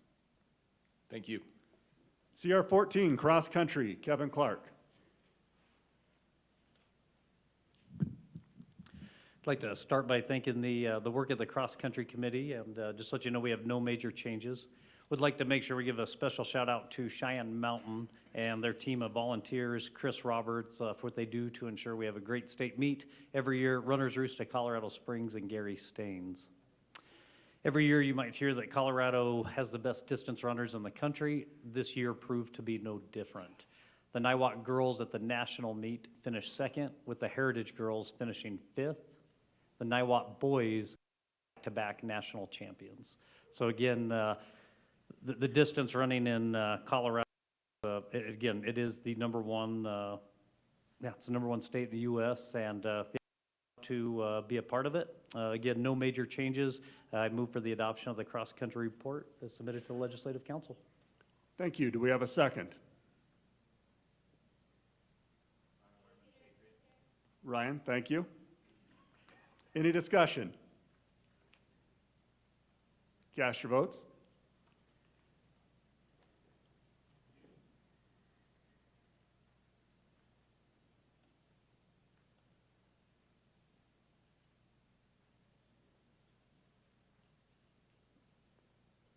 Ten seconds.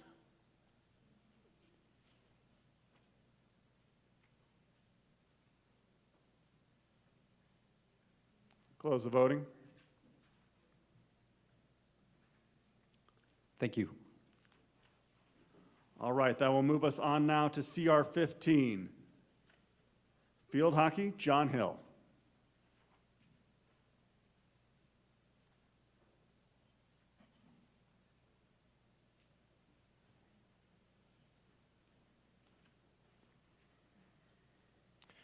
Thank you. Good morning again. I'd like to begin the report by thanking the Field Hockey Committee, Aaron Dunn, Colette Stone, Richard Judd, and others for their hard work and dedication to the sport of field hockey. The committee has spent a lot of time discussing what's best for the sport moving forward, including regular season and postseason structures, as well as resources for coaches. Aaron Dunn hosted a coaches session this past Saturday, including coaches from Wake Forest and members from the USA Field Hockey. We had a great turnout and have had a ton of great feedback from the recent meeting. This is a dedicated group, and we are excited about the future of field hockey in Colorado. With that, we have no major changes, and I move for the adoption of the Field Hockey Committee report as submitted to the Legislative Council. Thank you. Do we have a second? Thank you, Leon. Is there any discussion? Cast your votes, please.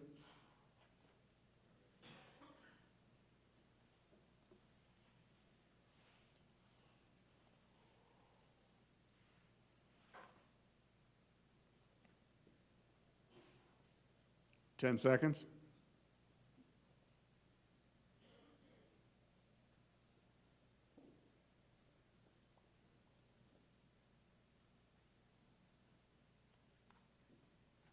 Please close the voting.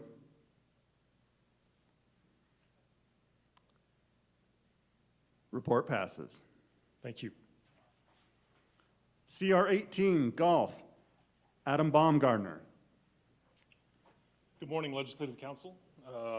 Like others, I'm here to thank our Golf Committee for their efforts in representing CHSAA member schools, along with a special thank you to Monica Tillman for keeping us in line, and a big congratulations to Mike Book on retirement.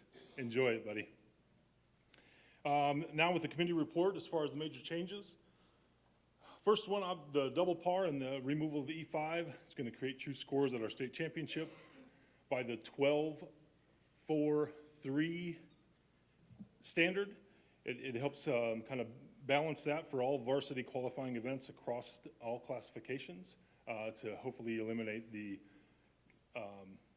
dual situations that we encountered with the boys this past season. Deadlines, obviously, they help establish our state tournament. And the last one, of our top 84 teams will have the opportunity, doesn't say that you have to, you'll have the opportunity to select your top 4, again, as long as they're in the top 84 of the IWR. That is it. So I move for the adoption of the Golf Committee report as submitted to the Legislative Council. Thank you. Do we have a second? Thank you, Tim. There is an amendment, CR 18, adjusting the qualifying process from the PPAC and CSML North and South. Do we have a second on that amendment?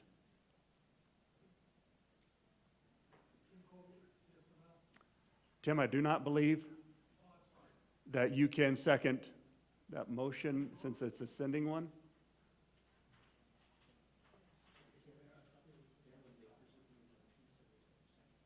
Okay, so you can't second your own motion since you guys are the maker of the motion in the proposal as listed. Thank you, Tom. Any discussion?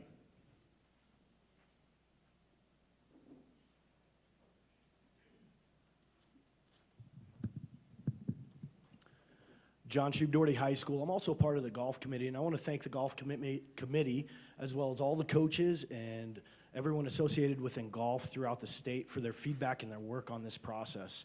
Now, the reason why this amendment is coming forward is there was a clerical error, and I was omitted from the portion of the meeting to have discussions as we move forward.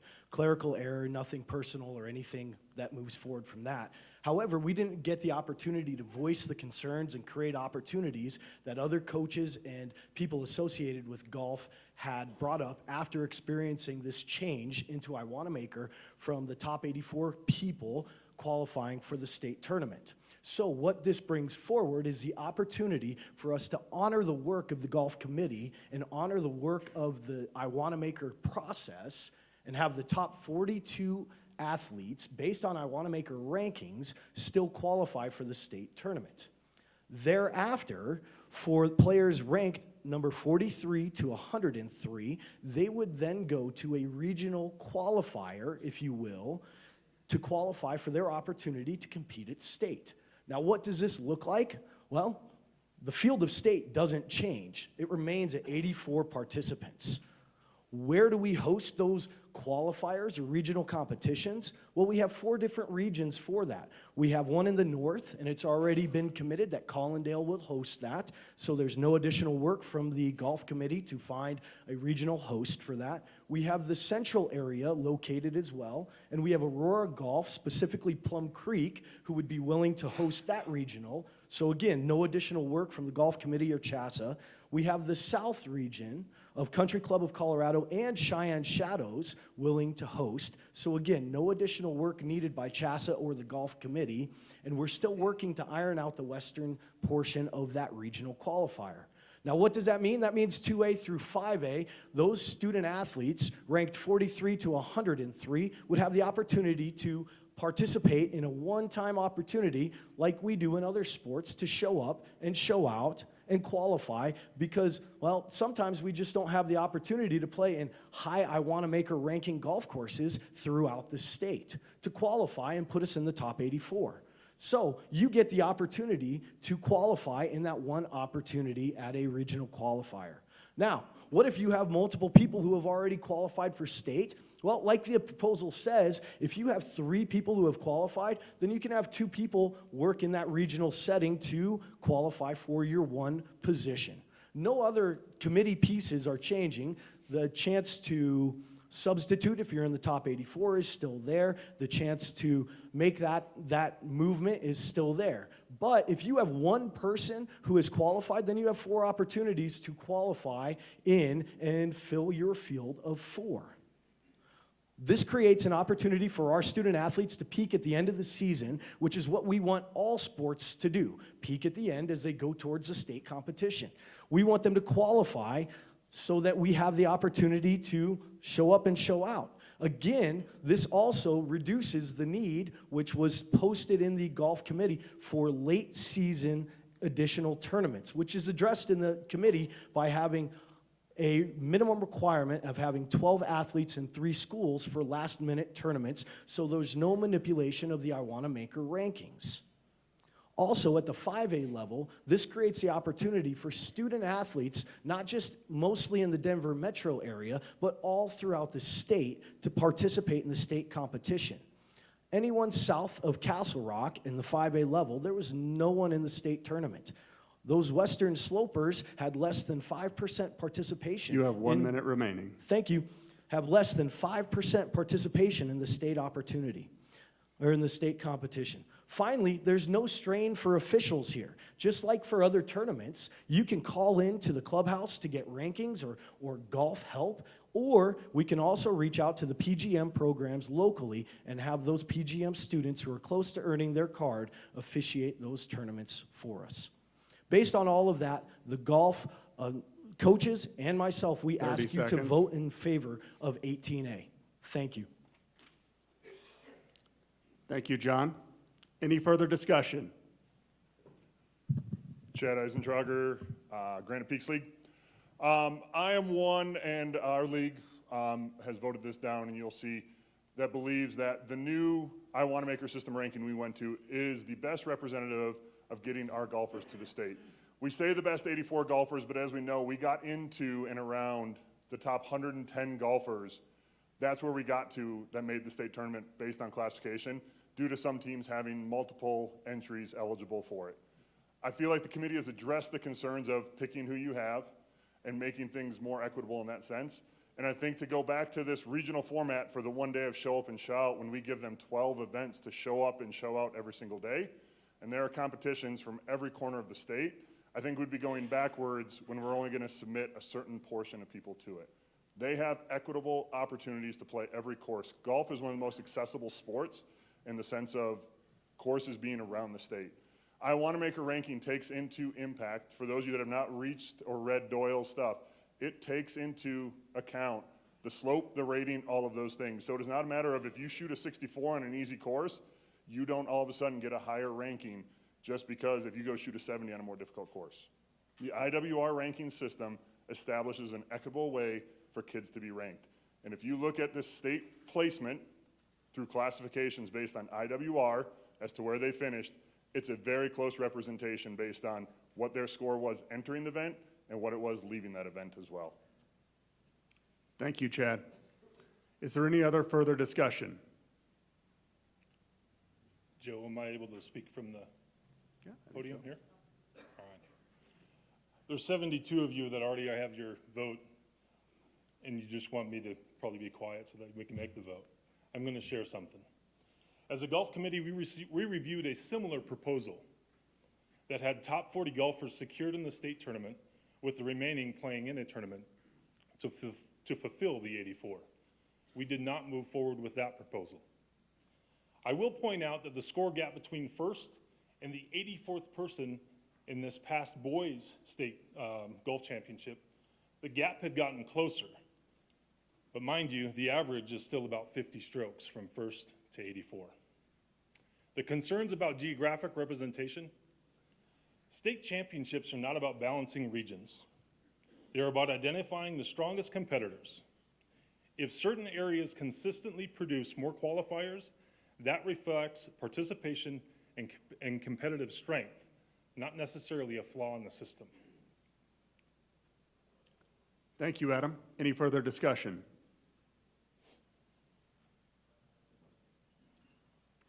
Okay, we will now cast your votes for CR 18, Golf Adjusting the Qualifying Process.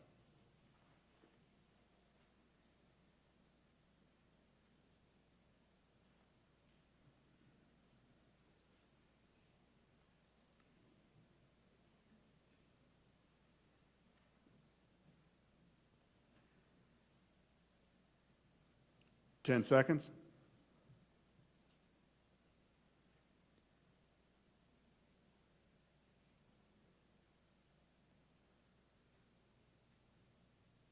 Votes are in.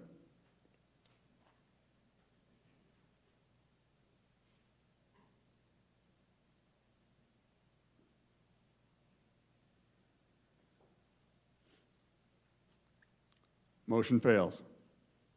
We will now continue any further discussion on CR 18. Seeing none, we will now cast your votes for the Golf Committee report as presented.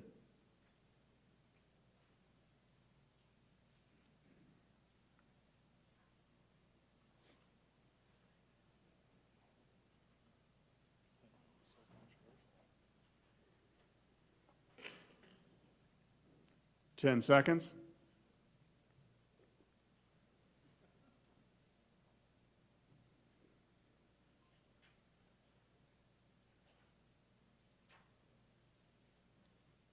Close the voting. Report passes. Thank you.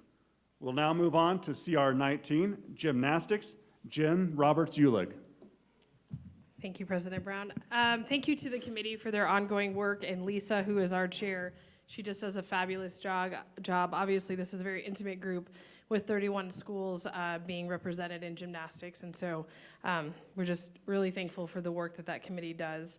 With clock passing today, the only major change for gymnastics will be that there will be some qualifier movement of how many are going to be placed in the 4A and how many are going to be placed in the 5A classifications, and those qualifying marks will be adjusted based on those numbers. So with that, that's our only major change. I, again, thank you to the committee, and I move for the adoption of this report submitted to Legislative Council. Thank you. Do we have a second?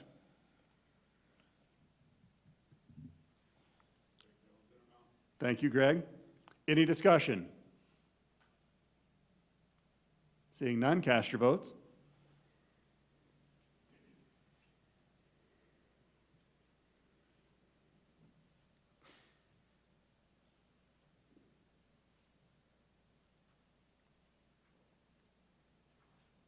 Ten seconds.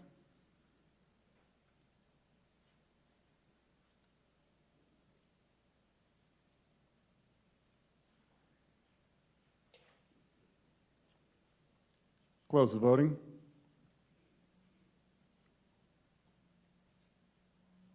Gymnastics report passes. That moves us on to CR 24, soccer. Mike Levenguth.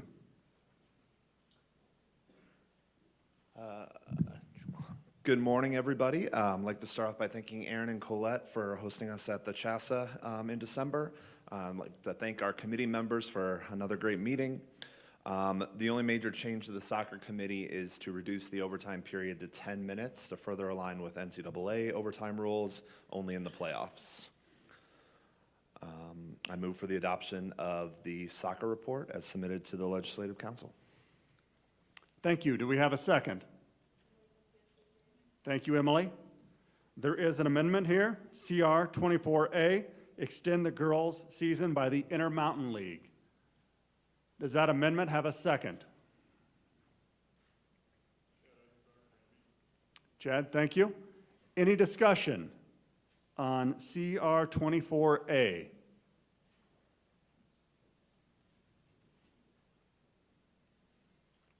Seeing none, you'll now cast your votes for the amendment CR 24A.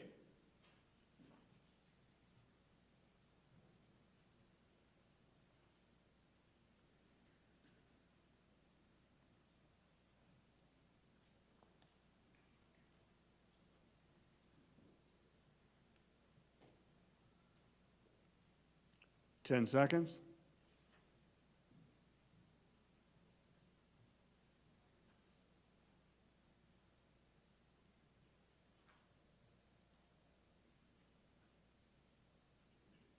Close the voting.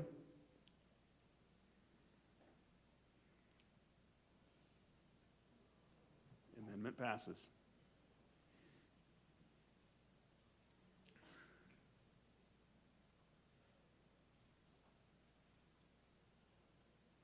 All right, we will now move on to the committee report. Any further discussion on the committee report?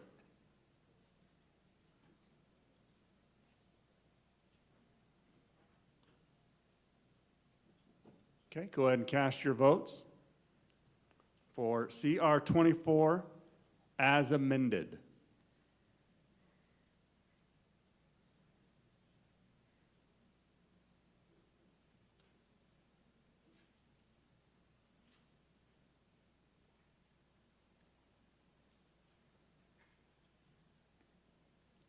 Ten seconds.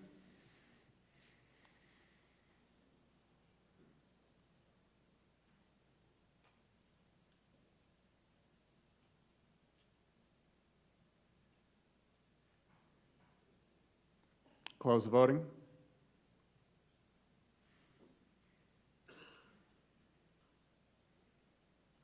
Motion passes as presented. Thanks to the Legislative Council, and I forgot to thank our officials organization, which is very strong. Really want to thank them, and our Coaches Association, also very strong. Thanks, everybody. That moves us to CR 25 softball. Marty Tonjes. Good morning, CHSAA membership. I'd like to thank John Sullivan and the softball committee members for all their hard work and dedication to making softball a top sport in our state. The work being done by the committee and our membership has been great for all of our student athletes. With that being said, there are no major changes to report. So I'd like to move for the adoption of the softball committee report as submitted to the Legislative Council. Thank you, Marty. Is there a second? Thank you, John. Any discussion? Cast your votes.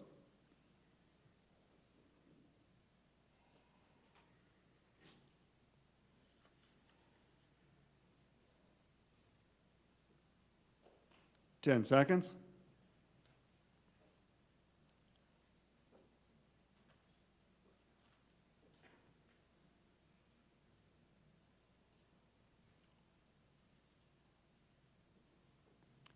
Close the voting.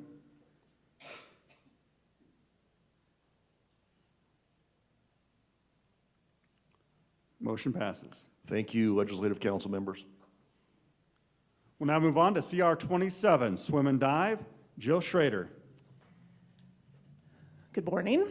Thank you to the committee members for their work this year on the Swim and Dive Committee, and also thank you to all of you for voting for girls swimming to start a week earlier. We have one major change, and that is we're going to allow backstroke ledges at the state championships. However, they're not going to be mandatory for the regular season. The committee believes that this serves the sport's best interests and ensures qualifying times remain comparable with the rest of the nation already using the ledges. With that, I moved for the adoption of the Swim and Dive report as submitted to the Legislative Council. Thank you. Do we have a second?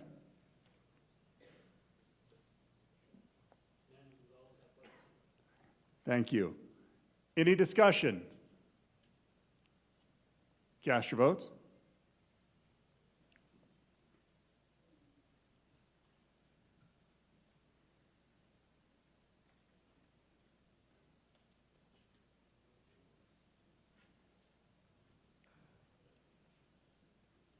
Ten seconds.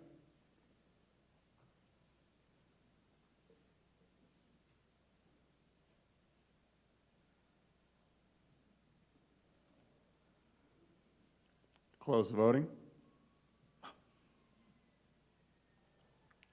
Report passes. Thanks. CR 28, Tennis, Chris Roberts.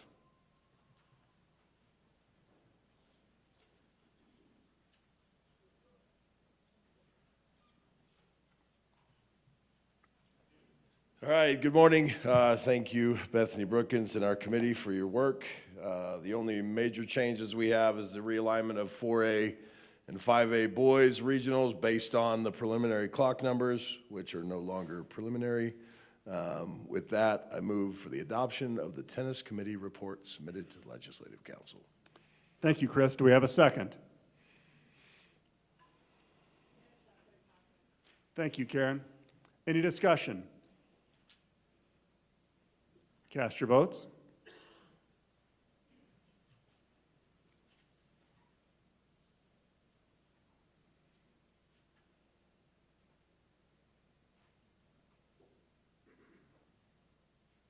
Ten seconds.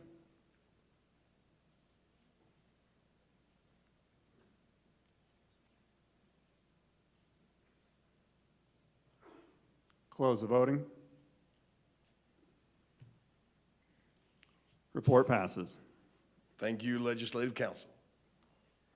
CR 30, Unified Bowling, Chris Insminger.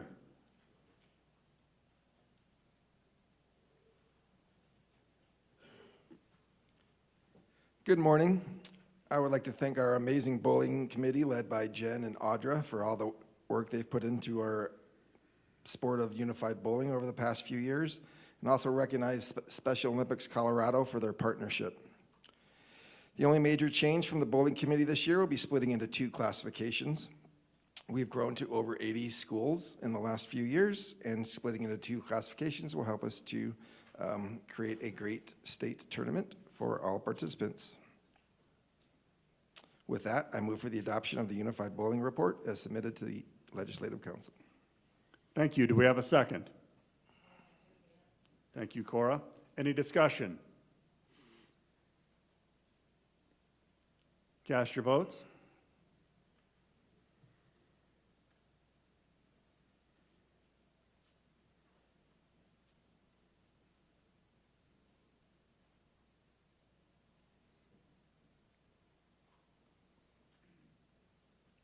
Ten seconds.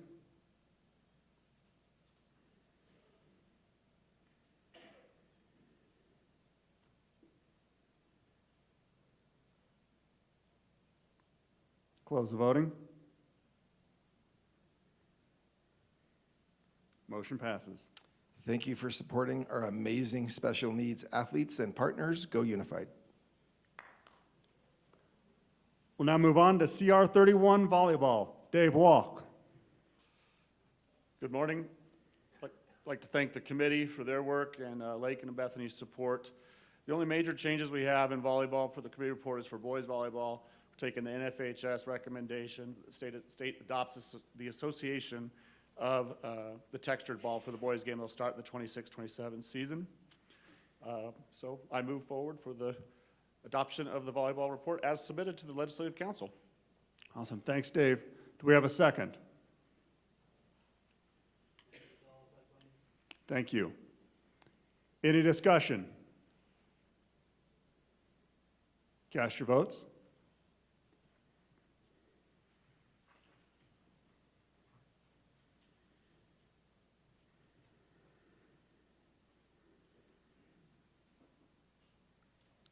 Ten seconds.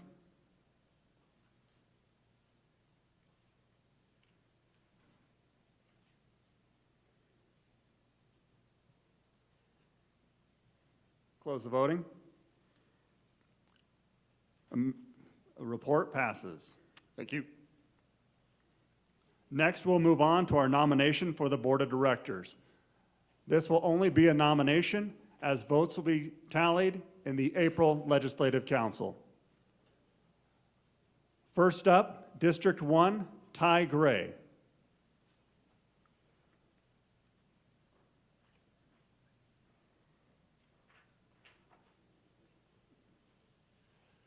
Good morning. I'm happy to nominate Greg Hawkins from Palisade in the Southwestern League to serve the next term as your District 1 representative for the CHSAA Board of Directors. Thank you. Thank you, Ty.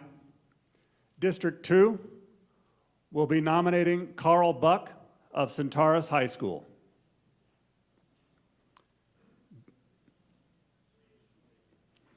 District 5, Jeff Holloway. I'm thrilled to nominate Kevin Benji from DPS. Awesome. Thank you, Jeff. District 8, Elizabeth Jameson.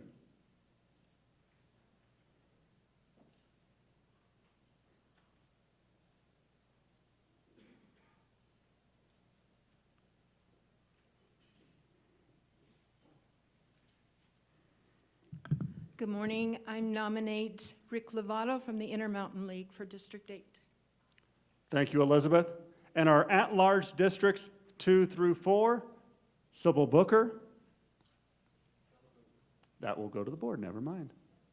Thank you, Sybil, for your service. Seeing there's no new business. Excellent. I would entertain a motion for adjournment of the Legislative Council. Thank you, David. Do we have a second? Awesome. Do we need to formally vote on this, right? Okay. Go ahead and cast your votes. Okay, you can just say aye. We don't have that a vote. Any opposed to that? Very good. Thank you.